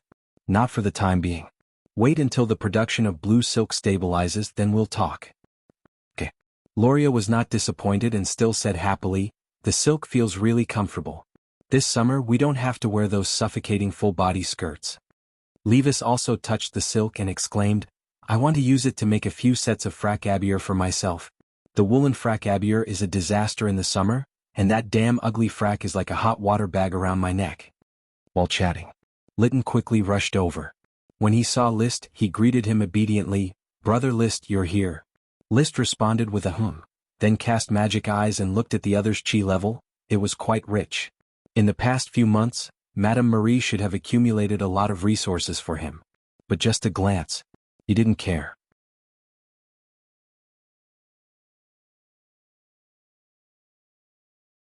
Chapter 585. This chapter is Jade Flower Lover. More updates. Even though he didn't like Lytton, List still answered his questions when he asked him questions about his cultivation. Speaking of which, the reason why he did not like Lytton was mostly because of the memory of his predecessor. In his memory, Lytton did not like his predecessor, and his predecessor also disliked Lytton. However, with the broadening of his horizons, his mentality gradually became detached, and he no longer cared about the intrigue between the so-called brothers and sisters. In fact, he was looking forward to Lytton being promoted to a Sky Knight. If the Tulip family had 4 Sky Knights, it would be interesting. After all, if he wanted to build a country, the family would be a good help. After a while, Ulvera had accompanied Madame Penelope to the castle. The first thing the old lady said when she saw List was, "When you go back, remember to go to my castle and pick up a potted plant to take back." "Grandmother, how many new potted plants have you cultivated?" List asked with a smile. The black nightshade sprite worm, the fig sprite worm, and the green ingot sprite worm, the heritage of the 3 sprite worms, completely made Madame Penelope indulge in her own potted plants. Perhaps she used to use potted plants as a gimmick to reduce gift spending, but now there was an atmosphere of madness. She had sincerely believed that the potted plants she cultivated had a very high probability of producing sprite worms. Talking about potted plants, she seemed particularly excited. "I've recently been fascinated by a batch of succulents. I found that they are very easy to raise. Each pot is healthy, fat, and tender. My cactus is about to bloom. Then I will definitely take away a pot." The subsequent topics were all idle chatter. First, they talked about the green silk. Everyone was full of praise for this fabric. It was only a matter of time before the aristocrats went crazy. Then they talked about several new stage plays performed by the Black Horse Island Drama Company, which had now become a must-see repertoire for the aristocrats of Coral City. Many burlesque teams began to imitate the Black Horse Island Drama Company and gradually switched to stage plays. However, they mainly copied the plays of the Black Horse Island Drama Company and had no original ability. It was not an easy task to adapt a classic play. Only Liszt would occasionally have the leisure to choose a suitable night novel and let Avril Mask adapt it. There was no other way. In the entire Coral Island, he was probably the one who read the most night novels. He had the authority to say how the night novel should be adapted, and he knew what kind of plot people liked. In the evening, the Count and his wife finally returned from Coral City, and not long after, the banquet began. At the banquet, the Count talked about the preparations for this year's expansion order. According to the messenger of the court, the Grand Duke might be preparing to launch a longer expansion order this year. "Now that you and I are both Sky Knights, and with the Blizzard Beast squad attacking the city, I believe that the merit we can compete for will not be worse than those marquises," he said smugly. "In order to take the initiative in the fight for the title, this year's expansion order can no longer be low-key. Last year, after the Orders of Chivalry captured a Count's castle, the Coral Island Orders of Chivalry did not continue the campaign for fear of attracting attention.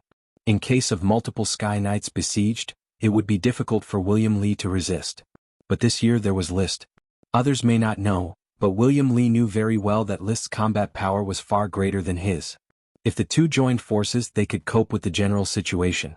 So, if it was time to be high profile, it was time to be high profile. Liszt nodded and said, "I will do my best to help you fight for merit, but I hope that the family fleet can support me in transporting serfs. My territory is being vigorously developed and needs a large number of serfs. This year's expansion order will mainly accept serfs." "How many serfs are you going to transport?" "At least 20,000. If we can get a lot of food, I hope to transport 30,000 serfs back." Black Horse Island had a lot of industries. With the potential of the territory's development, 100,000 people could easily digest it. However, the main constraint was food. Farming and fishing alone obviously could not make up for the food gap. Today the territory has more than 30,000 people, and the food consumed every day was just enough to fill their stomachs. In order to transport 20,000 serfs back, it would have to be raised from various aspects. The potential of seafood could continue to be squeezed. Kelp and giant algae were edible. Giant algae did not taste good, but at least they could replace livestock feed. Coupled with the mass production of single-masted sailboats, there were more and more offshore fishing. It was not good to eat fish alone, but it could be exchanged with Tulip Castle for food. In short, in the calculation of the territory officials, 20,000 more serfs would not cause a famine in the territory. But more would not work. A large amount of food must be transported from other places. The Count was surprised. "You want to transport 30,000 serfs? This is not a small number. The territory of Jonas and Trick has a total population of 60,000 and 50,000. You have been developing for less than a year and your population is going to surpass them. Can the territory really absorb them?" At present, the territory has a population of more than 35,100 people. It will not be a problem to accommodate another 20,000 people. As long as there is food, 30,000 is a small matter. It is good that you have confidence.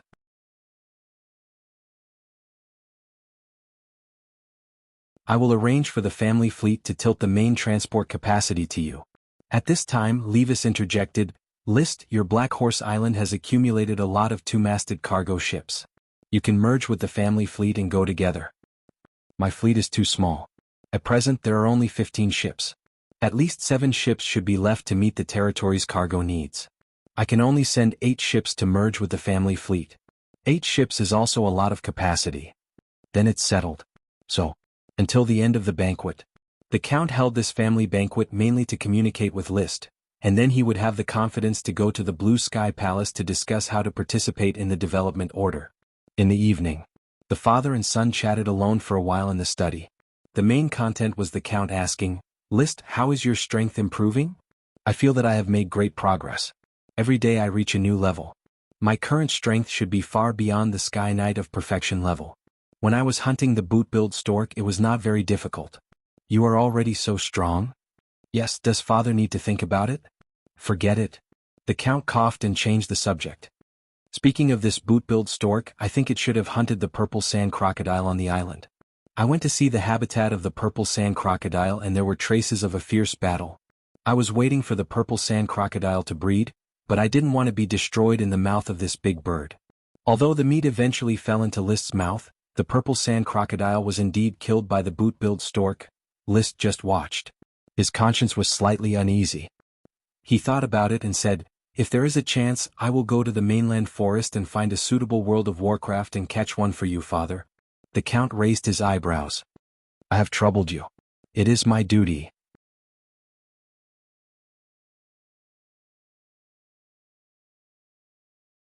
Chapter 586. This chapter is a reward for the Alliance Master, glorious warsong celebration. The Alliance Master has rewarded too much and Old White has been squeezed dry. Miserable. After resting for one night in Tulip Castle, Liszt went to Madame Penelope's small castle the next day as agreed and picked potted plants from her balcony to bring back. However, after releasing magic eyes and carefully inspecting them, he regrettably found that none of the potted plants showed signs of magic retroaction. None of the potted plants contained sprite worms. But he still let the servant carry away a potted plant that looked like many small stones. These are stone flowers.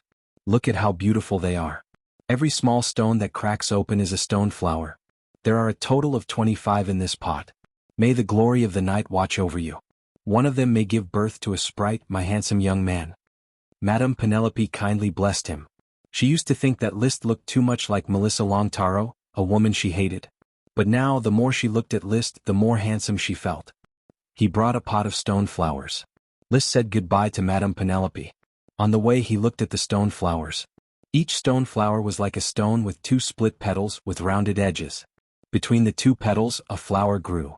The color of the flower was different from the color of the stone. It was very peculiar. Back in Flower Town, he handed the potted plants to the butler Carter and asked the other party to arrange for someone to take care of the potted plants. He certainly wouldn't waste his energy on a useless potted plant.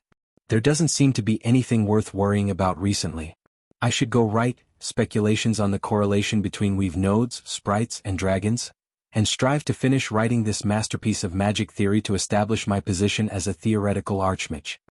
Standing in the study with the calming bead, the town could be seen in the distance. The town was bustling with activity.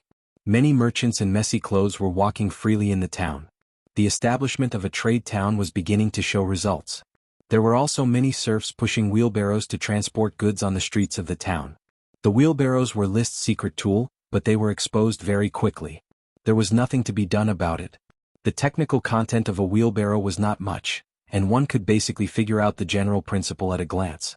After all, everyone had seen horse carriages and handcarts before, so they weren't unfamiliar with the structure of a cart. It was just that the 2 wheels had been replaced with a single wheel. As early as Black Horse Island had just popularized the wheelbarrow, there were carpentry workshops on Coral Island that began to imitate it, and now there are wheelbarrows in use in every city of Coral Island. Therefore, there was no point in keeping the wheelbarrow a secret anymore.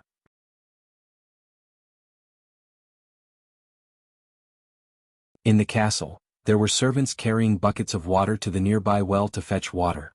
Since the arrival of the drilling engineer Fred Wellbore, a well had been drilled in each town. Naturally, a well had also been drilled next to the Flower Town's castle. The servants no longer had to go to town to fetch water. The once shabby and poor town is now thriving.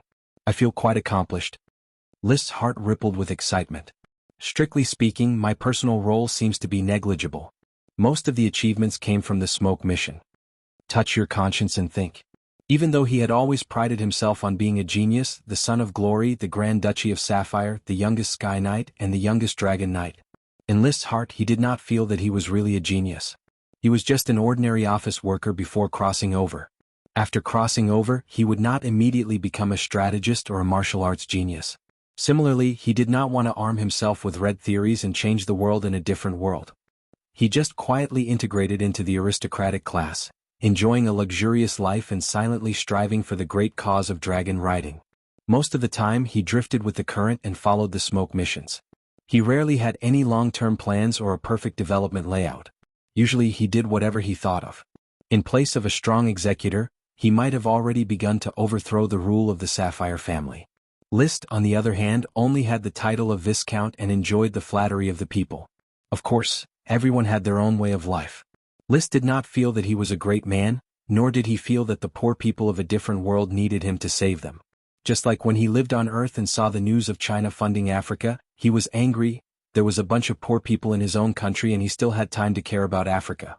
Although the country had strategic considerations at the national level, in order to obtain resources, they had to fund poor African countries. But as an individual, his vision was not high, and he only saw his own people. Crossing over to a different world. It was difficult to establish a sense of identity. What he cared about was the people around him who were worth cherishing, and there was no one else. His concern for the serfs was more out of sympathy. It was inevitable that he could not bear to see others suffering. Shaking the cup full of milk in his hand, he shook these thoughts out of his mind. I didn't expect that I would start to be sentimental. I haven't even ridden the little fire dragon Leo yet, where would I have time to be sentimental? Thinking. Summoning the smoke mission. The mission was still the same.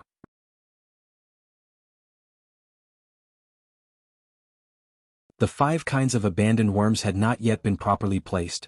The golden thread fungus, Hericium marinaceus, and horse's ass had all been built and planted. The black truffle greenhouse was chosen in Horse Town, located between 2 hills, where the climate was slightly drier and suitable for the growth of black truffles.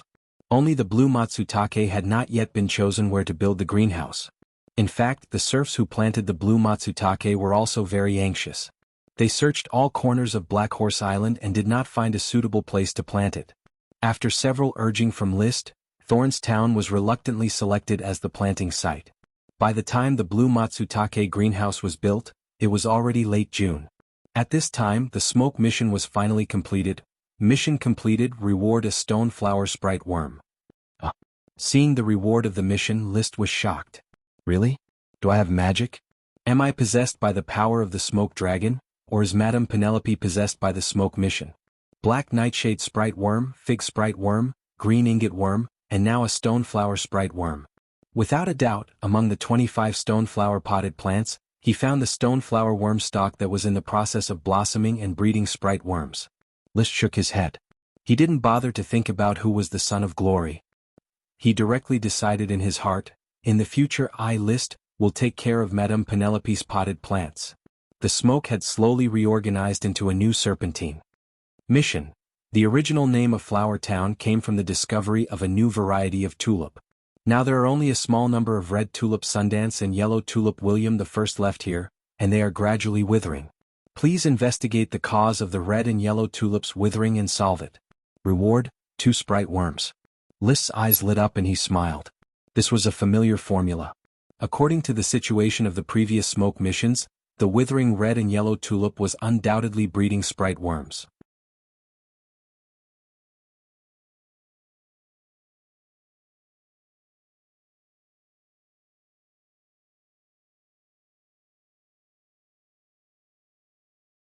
This has always been a strict rule that I have set. As an administrative officer, you must be vigilant at all times and check on the crops frequently. Isaiah said shamefully, Sir, please punish me. List did not hesitate. Deduct half a month's salary. Next time don't make this mistake. Although the flower town has a foothold in trade, but the slightest movement of crops is still the most important government affairs. Don't worry, sir. Isaiah will definitely remember this lesson and won't be negligent again. The cause of the withering of the tulip had been investigated. Now, it was only a matter of solving the problem and restoring the withering, and the mission would be completed. List did not keep an eye on the mission. Recently, his work had gradually become busy. The Count had already gone to the Blue Sky Mountain Palace to discuss this year's expansion orders. As a Viscount Lord, he naturally needed to train his troops and prepare for the orders of chivalry. There were currently a total of 77 Earth Knights in the fief. List planned to select 60 Knight squads and organize them into 5 Knight squads to accompany him to the battlefield, including an elite Earth Knight squad. The rest of the Earth Knights were handed over to the patrol squad leader Paris to maintain the security of the fief. Just after he announced the list of knights selected for the battlefield, the young and immature Emily petitioned him, "Sir, please allow Emily to follow you to the battlefield and participate in this year's expansion order war." The 12-year-old Emily gradually grew to more than 1.6 meters tall. At the beginning of last year she was only 1.5 meters tall. In just a year she had grown more than 10 centimeters. In the future she would definitely not be short. Moreover, her deep eye sockets and high nose bridge had become more and more outstanding. She was a beauty in the making. It was just that she trained too hard and her skin was tanned. "You are only 12 years old, why are you going to the battlefield?" List refused. He was prepared to train Emily to become a female Sky Knight and did not want her to fall on the battlefield. Emily insisted, "Sir, the battlefield is the best place for a knight to train." Emily can already feel her training speed slowing down and needs new pressure to stimulate herself. Slowing down is a normal phenomenon. A 12-year-old Earth Knight, you have already shown more talent than many nobles. But Emily is a female. What about a female? Emily clenched her teeth and replied, "Sir, Emily has asked Leader Paris before. The Grand Duchy of Sapphire rarely has an outstanding female knight. Once a female's menstrual period arrives, it will greatly affect the progress of combat energy training. Leader Paris said that menstrual periods usually occur at 14 years old.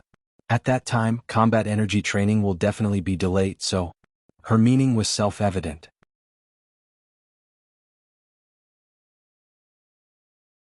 She hoped to solidify her foundation before her menstrual period so that she could keep up with the male geniuses in the future. A female's menstrual period could not be avoided. Bleeding once a month would indeed seriously affect combat energy training. The depletion of the menstrual period can be replenished with magic potions. "Don't worry, you have such great talent. I will do my best to train you. There is no need to rush." Going to the battlefield at the age of 12 and still a little girl was indeed too cruel. Emily knelt on one knee and said solemnly, "Sir, Emily thanks you for your concern. Meeting you is the most precious honor of Emily's life. You did not hesitate to spend so many resources to help me train. Emily does not want to become useless and not be able to repay your kindness." Before List could speak to comfort her, she continued, "Only the battlefield can carve out a powerful knight. Sir, you emitted a dazzling light in 2 wars and became the Grand Duchy's youngest Sky Knight. Emily also has ambitions. She hopes to become the Grand Duchy's first female Sky Knight." After saying that, she knelt on both knees and kowtowed, performing the greatest courtesy a serf could give to a lord. "Sir, please allow Emily to go to the battlefield." She persisted in her thoughts. She hoped to solidify her foundation during the 2 years before her menstrual period arrived. Only then would she have the confidence to advance to Sky Knight. She could already faintly feel her chest itching. This was a sign of puberty. According to Paris, a woman's menstrual period would arrive after 2 years of breast development. She still had 2 years of time to quickly train without wasting any time. Although the body of a 12-year-old girl was still flat, the luster she emitted was so bright. List calmly gazed at her for a full 30 seconds, then faintly said, "The Grand Duchy's first female Sky Knight? Persevere for the future. I have no reason to oppose you going to the battlefield. However, Emily, my youngest follower, please be prepared to die on the battlefield."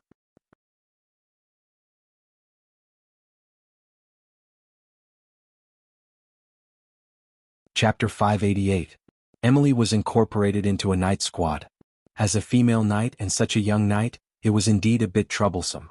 She had no independent financial support, and List arranged for her to buy weapons and hire squires. If it weren't for the genius suggested by the smoke mission, List would not have bothered with her based on the potential she showed. In his current position, he no longer needed to give preferential treatment to his followers. On the contrary, the followers had to try their best to show themselves in front of him. Everyone knew that if they followed List, they would definitely gain a lot of battle merits. She was the most promising viscount in the Grand Duchy. The Earl was the lowest limit, and the Marquis was also normal. However, Emily was named by the Smoke Mission, and she believed that the power of fate would not pull the thread and let List pay attention to a loser. Perhaps the first female Sky Knight of the Grand Duchy will be the future Emily.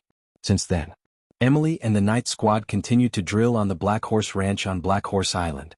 She practiced the Knight's battle formation and was ready to charge against the enemy knight at any time. She needed to constantly improve her combat effectiveness.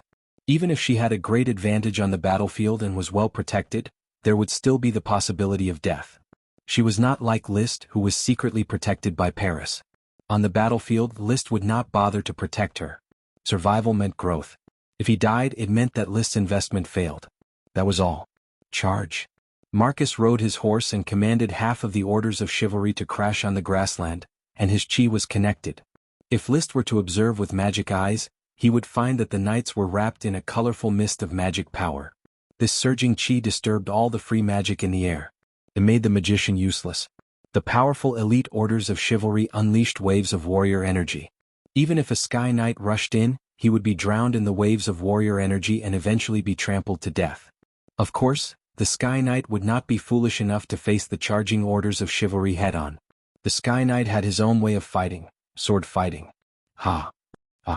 In the team, Emily's flat body under her armor was already drenched in sweat, but her expression was extremely focused. When she cultivated her Do Chi alone, she could feel that her cultivation speed had stagnated. She was no longer as carefree as before. However, he was overwhelmed with emotions as he charged with the knight. She also felt that new combat aura was constantly emerging in her body. That was the food that Sir Lord was providing for her, providing her with a steady stream of nutrients. For the Lord's nurturing. Charge. With excitement in her heart, Emily suddenly sprinted with her spear.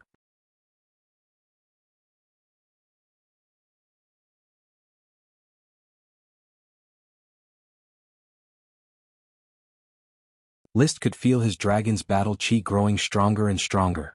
Between the ups and downs of his heart, his thoughts were flying.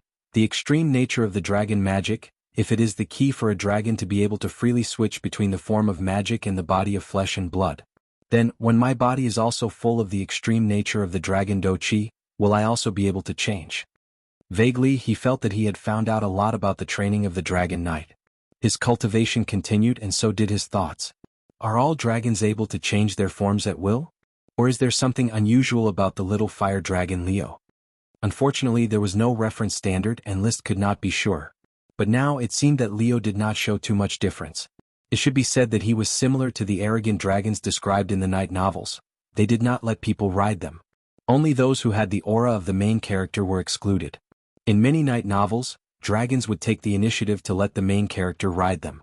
According to this standard, List did not have the aura of the main character. Since there is no more evidence of Leo's mutation, I should treat him as an ordinary fire dragon. According to the theory of the Magic Network nodes, elves and dragons that I just finished writing, in the Magic Network system, the dragon is an interactive node between the laws of magic and the laws of physics. Switching between the form of magic and the body of flesh and blood at will. Obviously, it was the transformation of magic in matter which matched his theory. So, he thought again, perhaps the path of training of the Dragon Knight is to turn itself into a node in the Magic Network? Mastering the laws of physics and magic at the same time? This was a bold guess.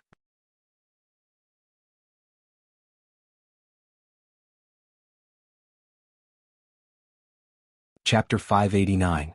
This chapter is a reward for the Alliance Master High Wind Colt.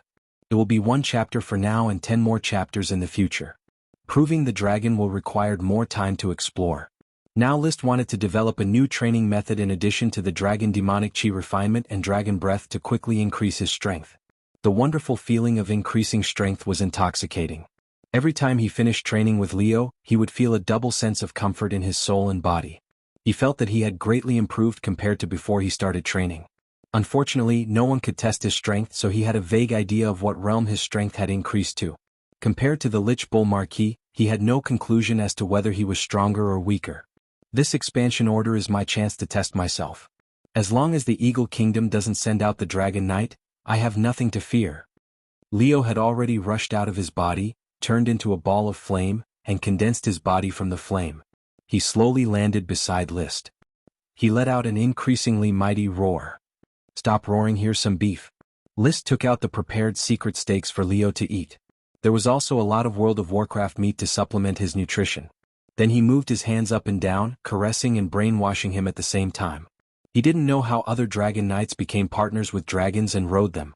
He could only use his own method and rely on years of brainwashing to completely subdue Leo.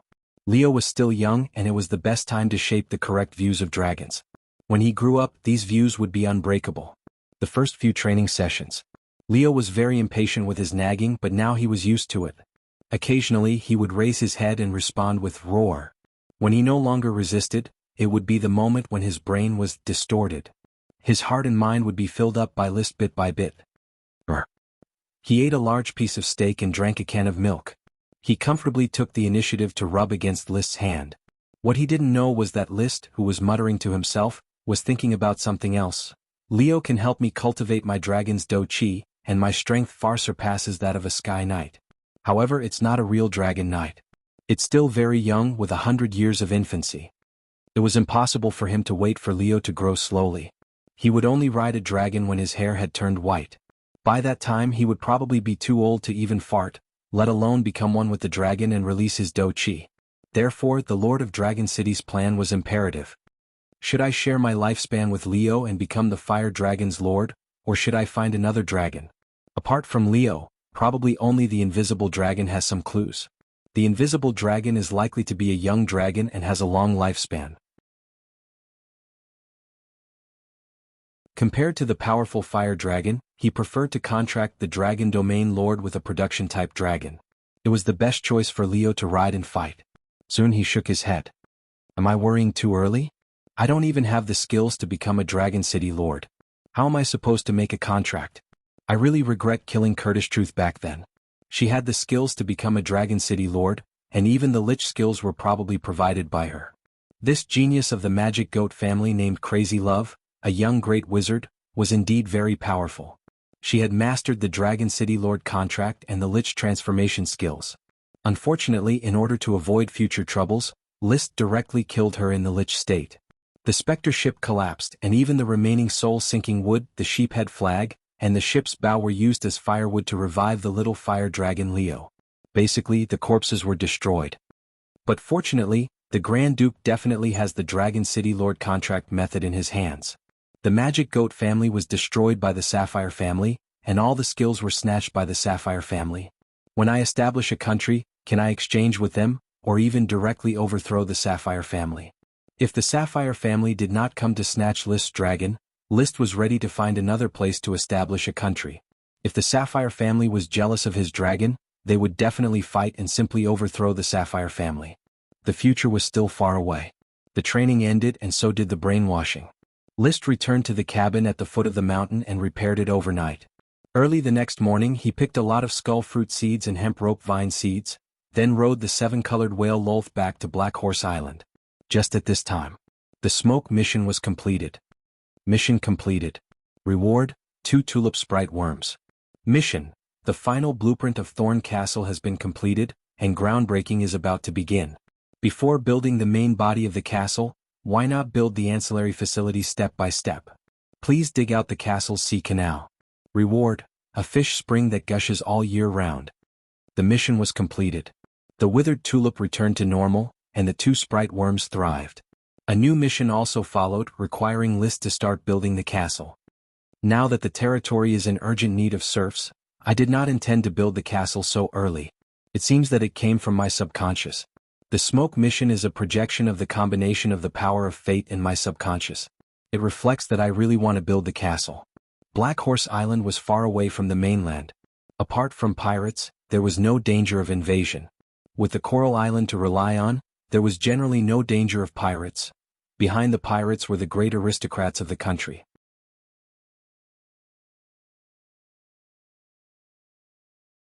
In case his identity was exposed, it would be a forced war with Lee William. No great aristocrat would be stupid enough to oppose the father and son, Lee William and List, who had unlimited potential. Therefore there was no problem with the castle being built later. However, List could not wait to build the castle. In his mind, enjoyment was even more important than development. Since the smoke mission has been issued, then let's build it. He immediately summoned Jemaya and other architects, as well as Gort and other officials, to discuss the construction of the castle. In the conference room of Port Town, Jemaya stood in front of a wall, drew the castle's structure and explained in detail. The main body of Thorn Castle is a 5-story building, divided into 3 parts. The main building, the left wing guard building and the right wing guard building. The main building is 6 meters high, with a total height of 30 meters, plus a 10-meter guard tower, a total height of 40 meters. The style of Thorn Castle was similar to the neoclassical style of the White House. But the actual finished template was similar to that of the Capitol building. In addition to the main structure of the main building, the left wing guard building and the right wing guard building, there would be a huge sea canal at the main entrance of the castle, connected to the sea, allowing his sea elves and Achi to enter and exit the castle at will. Even single-masted sailboats could directly pass through this canal to transport goods to Thorn Castle. At the end of the canal, a huge arch would be built to guard the safety of the sea canal. And a new lighthouse, far taller than the lighthouse in Black Horse Port, would be built on the side to point the way for the surrounding ships. In addition, there would be stables, pastures, carriage houses, wells, hedges, greenhouses and other ancillary buildings. Of course, around Thorn Castle, a moat and walls must be built, not to defend against enemies, but to prevent people from the island from sneaking into the castle. In this way, the construction of Thorn Castle was so huge that it would take far more than 1 or 2 years to complete. Even if the construction efficiency of the mixture of rubber, water and bricks was excellent, it was still not easy. Jemaya postponed the construction of the main body of Thorn Castle, and first dig out the sea canal. He finally decided.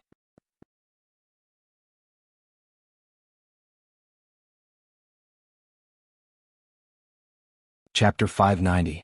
This chapter is a reward for the leader low-key war song. 1 chapter for now and 10 more chapters in the future. Digging the canal was not an easy task. However, the distance between Thorn Castle and the sea was less than 1 kilometer. This length of the canal was relatively easy to dig. For this kind of pure hard work, List once again raised the basic wage. Each serf had an additional copper coin on top of the original base wage. While the sea canal was being dug bit by bit, the drilling team led by Fred Wellbore had completed the excavation of the second well in Mushroom Town. He was then transferred over to dig wells for Thorn Castle. There was no water source near Thorn Castle, so water could only be obtained from Port Town. However, with the castle being put into use, it was obviously not enough to meet the needs of so many people. A few days before the start of work, List often came to the construction site to check on the progress. He was very much looking forward to his castle with a name. Of course, they were only building ancillary facilities on the periphery of the castle. It would probably be more than half a year before the main building of Thorn Castle was completed. At the very least, it would be next year. Therefore, after going around the construction site a few times and not seeing any new progress, he gave up on this boring inspection and focused on other things. Achi's speed of deciphering nature magic was getting faster and faster. Regarding the planting magic of the magic plant seeds, she had basically deciphered most of it. However, many of the details of the planting magic were in the Sun language. Without a corresponding reference, it was difficult to accurately describe them, which stumped Achi. She now changed the subject and began to study druid magic related to fighting animals. The latest progress was the deciphering of a book called Cleansing Light City's Sun Tower Guide Construction Guide. This book mainly introduced a type of building of the Sun's child, the Sun Tower. According to the book, the Sun Tower drew the power of the sun and gave the entire city the power to grow. The city with the Sun Tower was called Cleansing Light City. Brother, the Sun Tower doesn't seem to be the same system as druid magic. Druid magic originates from chaos magic, while the Sun Tower uses the power of the sun. Brother told Achi that the sun is a star that can emit powerful light and heat all the time. That's right. List nodded. He felt that this cleansed light city and Sun Tower sounded like they were using solar energy. It was indeed appropriate for the sun's child to use solar energy, but when it came to solar energy he was somewhat puzzled. Achi, do you think there is any connection between solar energy and light attribute magic? Light magic power and solar energy?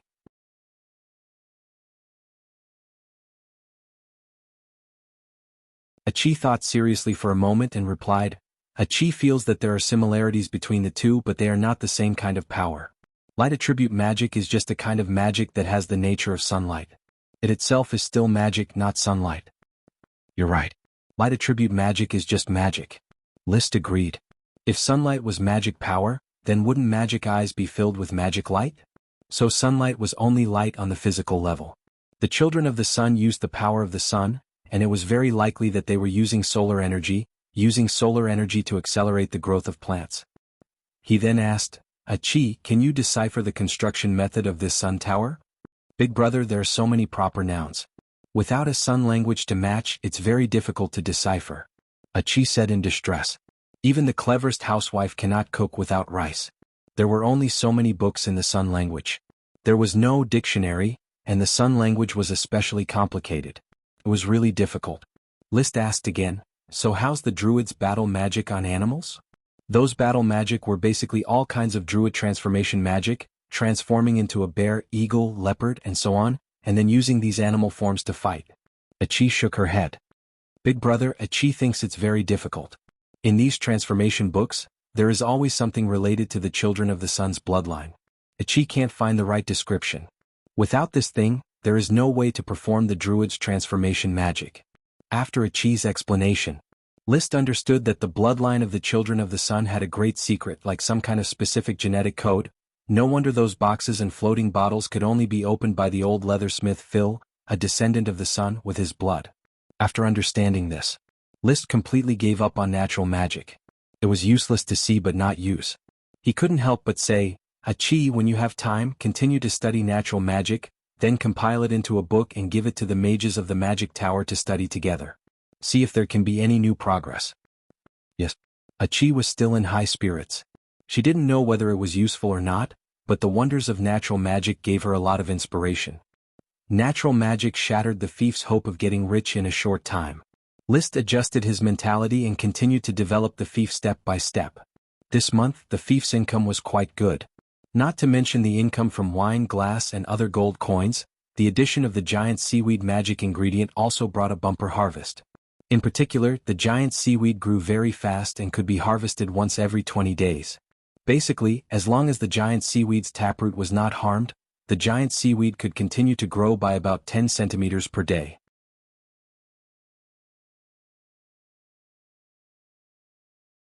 Coupled with the purchase of a portion from outside, the potions could basically be taken. The income from the sprite worms was also good. The alfalfa sprite worm had already been contracted, the stoneflower sprite worm had yet to be born, and the 2 tulip sprite worms were also in good health, which was equivalent to harvesting 4 sprite worms. 4 sprite worms in a month was definitely a high yield for the Viscount's fief. In particular, there were 2 tulip worms, which represented the production of a large number of potions. So it was. Time passed day by day, and in the blink of an eye, July had arrived. After a busy week of battles, the canal to the sea had been completely dug, and List personally participated in the reinforcement of the canal embankment. The Blizzard Beast squad made their debut, with rock thorns piercing out on both sides of the river embankment to fix the embankment. Even the bottom of the canal was pierced by rock thorns, and then the surf smashed the rock thorns and laid them flat on the bottom of the river. Basically, this navigation canal could not be crossed by a tsunami. Now all that was left was the riverbank railings, greenery, and walkways which needed to be built, but this was no longer within the scope of the smoke mission. Mission completed. Reward, a fountain that gushes all year round. Gushes all year round, what does this mean? List was a little confused. The straightforward understanding of fountain was naturally a fountain that sprayed fish. But why did fish spurt out of the fountain? This problem did not bother List for long before it was replaced by the surprise brought by the new mission. Mission: 2 new tulip worms are about to arrive, bringing a great sense of crisis to another tulip worm that has lost most of its lifespan. It may have a premonition that it is about to drown in mediocrity. Although it has never been good enough, it still wants to try its best. Please inspire its courage. Reward: a sprite.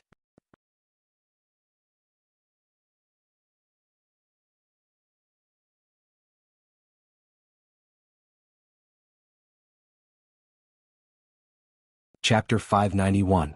In the insect room of the nameless castle. List stood in front of a box covered with jade powder, looking at the lazily lying tulip sprite, feeling the anxiety in the little guy's heart. He could only encourage it with his own emotions as much as possible. Apart from that, there was no other effective means. It was just a sprite worm. It had simple emotions and did not have any intelligence or comprehension ability. The only thing it could communicate with was List's instructions through emotions. Otherwise he would reach out and touch it to express his love. Wow! On the edge of the box, the thorny sprite Ella yawned and called out in boredom. It was the tyrant of the insect room. In the box on the right side of List, Mickey was counting the corn kernels he had collected. He did not like Ella, nor did he like to stick to List. His personality may not be as irritable as Ella, but he was relatively more independent and immersed in his own little world. Ella, Nami, Mickey, Fitz, Tam, and Eddie, these sprites were very cute and condensed the essence of heaven and earth. He was also an independent individual with his own personality and thoughts. In fact, they did not have the concept of the same kind. Even sprites of the same genus did not regard each other as the same kind. Just like the giant kelp sprite Parker, the three giant kelp sprites Fitz, Tam, and Eddie probably had a bloodline connection. It was very likely that they were all sprites born from giant kelp derived from Parker's worm stock. However, Parker was also very cruel to the three giant kelp sprites, without the slightest care for the younger generation. From List's point of view, sprites inherited the personality of plants and grew quietly and independently, unlike humans and animals who had companions, families, and other feelings. Another example was the outgoing sprite Nami. Although she liked to make friends, she had the same mentality towards humans, elves, seven-colored whales, and ducklings. Just because the other party was an elf, it did not mean that they were of the same kind and should be friends. Wow! Ella cried again. It was so bored that it wanted List to play with it. However, List just waved his hand and let it play by itself. He was implementing the plan to stimulate Ella, and deliberately showed indifference to Ella, making it angry and then exploding its evolutionary potential. Although it was cruel to Ella to be indifferent and enthusiastic, in order to help it evolve, List felt that this was the best way. The new plant's pheromones were of great help to the elf's evolution. He was also using the caravan to continuously collect plants of the same genus as the sprite worm stalks, striving to help the sprites obtain more pheromones. However, this was not enough. Most of the time the elves had to work hard. For example, this tulip worm was born in Tulip Castle.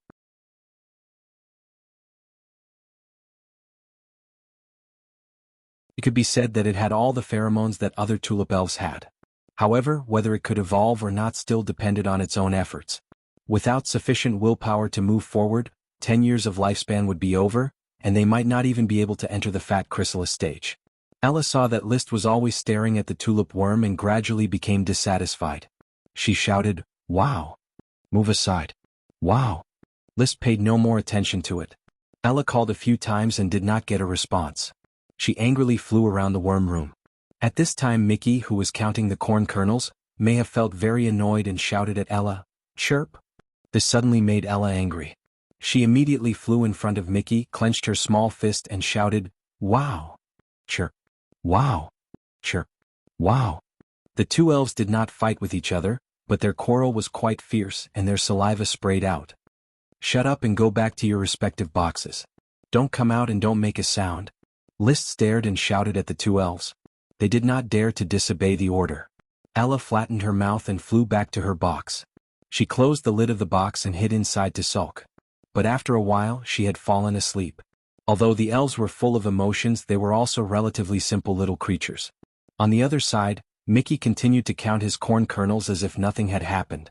Every time he came back from a trip, List would bring him a corn kernels.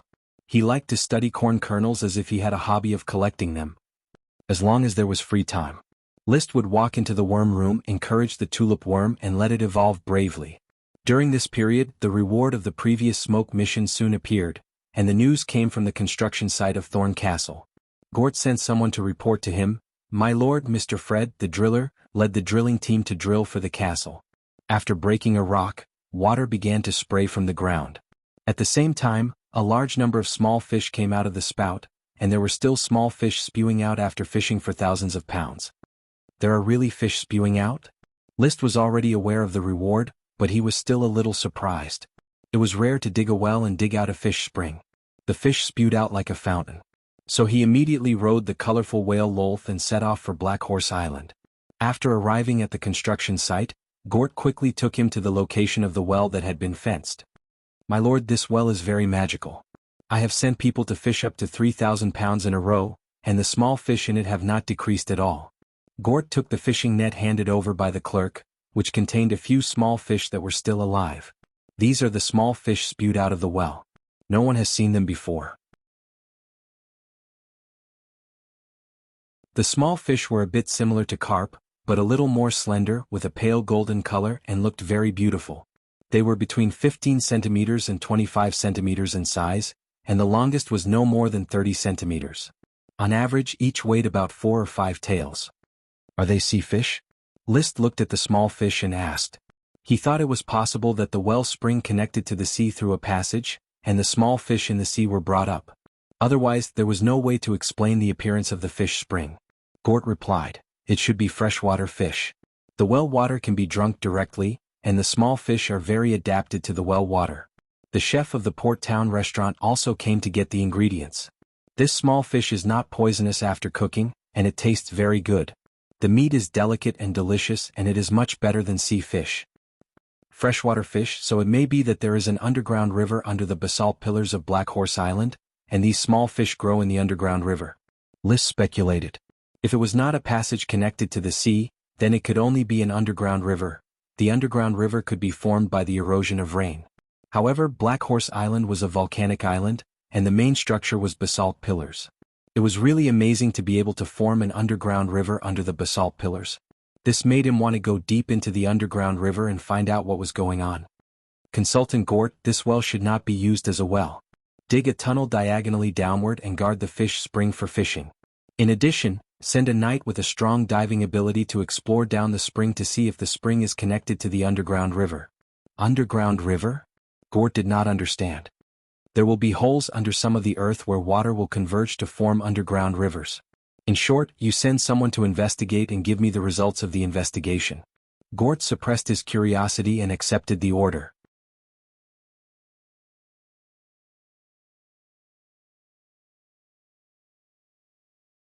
Chapter 592. The fish in the well did not cause too much of a sensation. If it was on Earth, the gimmick of fish coming out of an underground spring would definitely be a very good hype. But in this magical world, not to mention the underground fish spring, even if it rained fish from the sky, it would not be a big deal. The same was true for List. He was just a little curious about the formation of the fish spring and enjoyed the delicious fish in the well, but he did not pay too much attention to it. At present, in addition to World of Warcraft and potions, only special products such as rubber trees and hemp ropes could tempt him. The knight he sent to dive in the fish spring soon sent back an investigation report. The fish spring did have a channel, but the channel was very narrow. After diving in, he swam less than 10 meters before he encountered a narrow place and could no longer move forward. There were a lot of fish in the well and the waterway. It could be proved that the fish spring was indeed in the underground river, which was why the fish appeared. After reading the investigation report, List was not very satisfied. If the underground river is just a narrow channel, it is impossible to support so many fish in the well. There must be a huge underground cave or underground lake somewhere. Even the underground river is related to the magma channel. He remembered that there was a lake of bones in Red River Town, which was the former burial ground. Back then, there was a huge magma cavern beneath the dragon bones, and there were magma passageways that were blocked in all directions. Perhaps the underground river was developed in these severed magma passageways. Forget it, it doesn't make sense to ponder about it. If I have the chance in the future, I will slowly explore the underground river system of Black Horse Island. Although the fish spring did not involve any more interesting content, List still arranged for the fish spring, which gushed all year round, to be a subsidiary attraction of Thorn Castle. Dig a tunnel that goes down. Build a pavilion on the ground, named Fish Spring Promenade, which was a good place for leisure.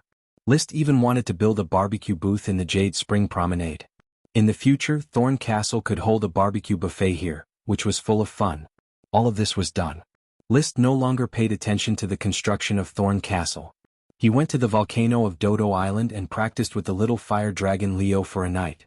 With a lot of insights and experiences, he returned to the flower town, organized the contents, and wrote them into another masterpiece of his, List's Dragon Taming Manual.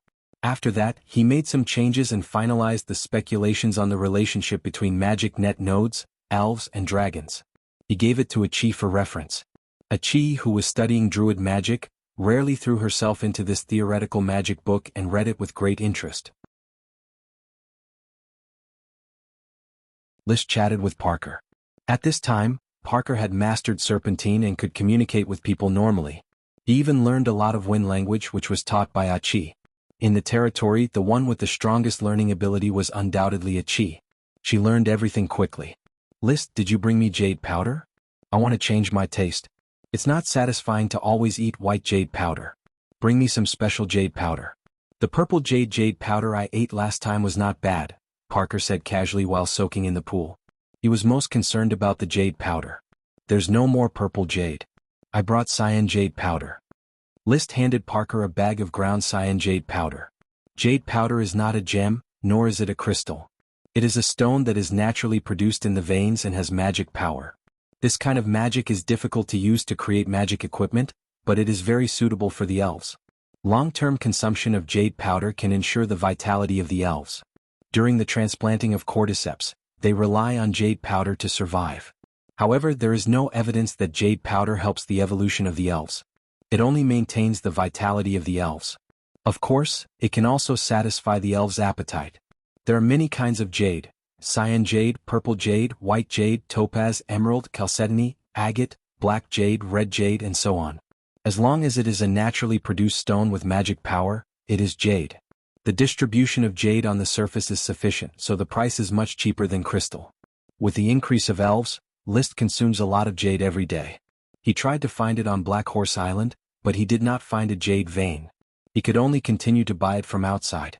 In fact, Black Horse Island is very poor in resources. In addition to the volcanic glass that was previously mined, there is no second mineral resource. The graphite, saltpeter, sulfur, jade, phosphate rock that he wanted are all gone. Even the raw materials needed to make glass, quartz, ore are not available. If it weren't for List having the smoke mission to transform the island. For any other lord, Black Horse Island can probably be used to raise horses and raise the group of black blood horses. Cyan jade powder tastes bad. Don't bring it next time. I don't like it. Parker licked the jade powder and said unhappily, List, I find that you don't care enough about me. You know that I like to eat hard jade powder, but you have to give me soft jade powder. It's good to have something to eat. Why are you so picky? Don't you feel guilty for treating the handsome Parker like this? Parker covered his small chest and pretended to act. List smiled and said, No. Parker shouted, Ah, rolling in the pool to vent his dissatisfaction. Don't shout. Look at Fitz, Tam, and Eddie next door. How happy they are eating. Please don't compare the handsome Parker with the ugly and idiotic three fools.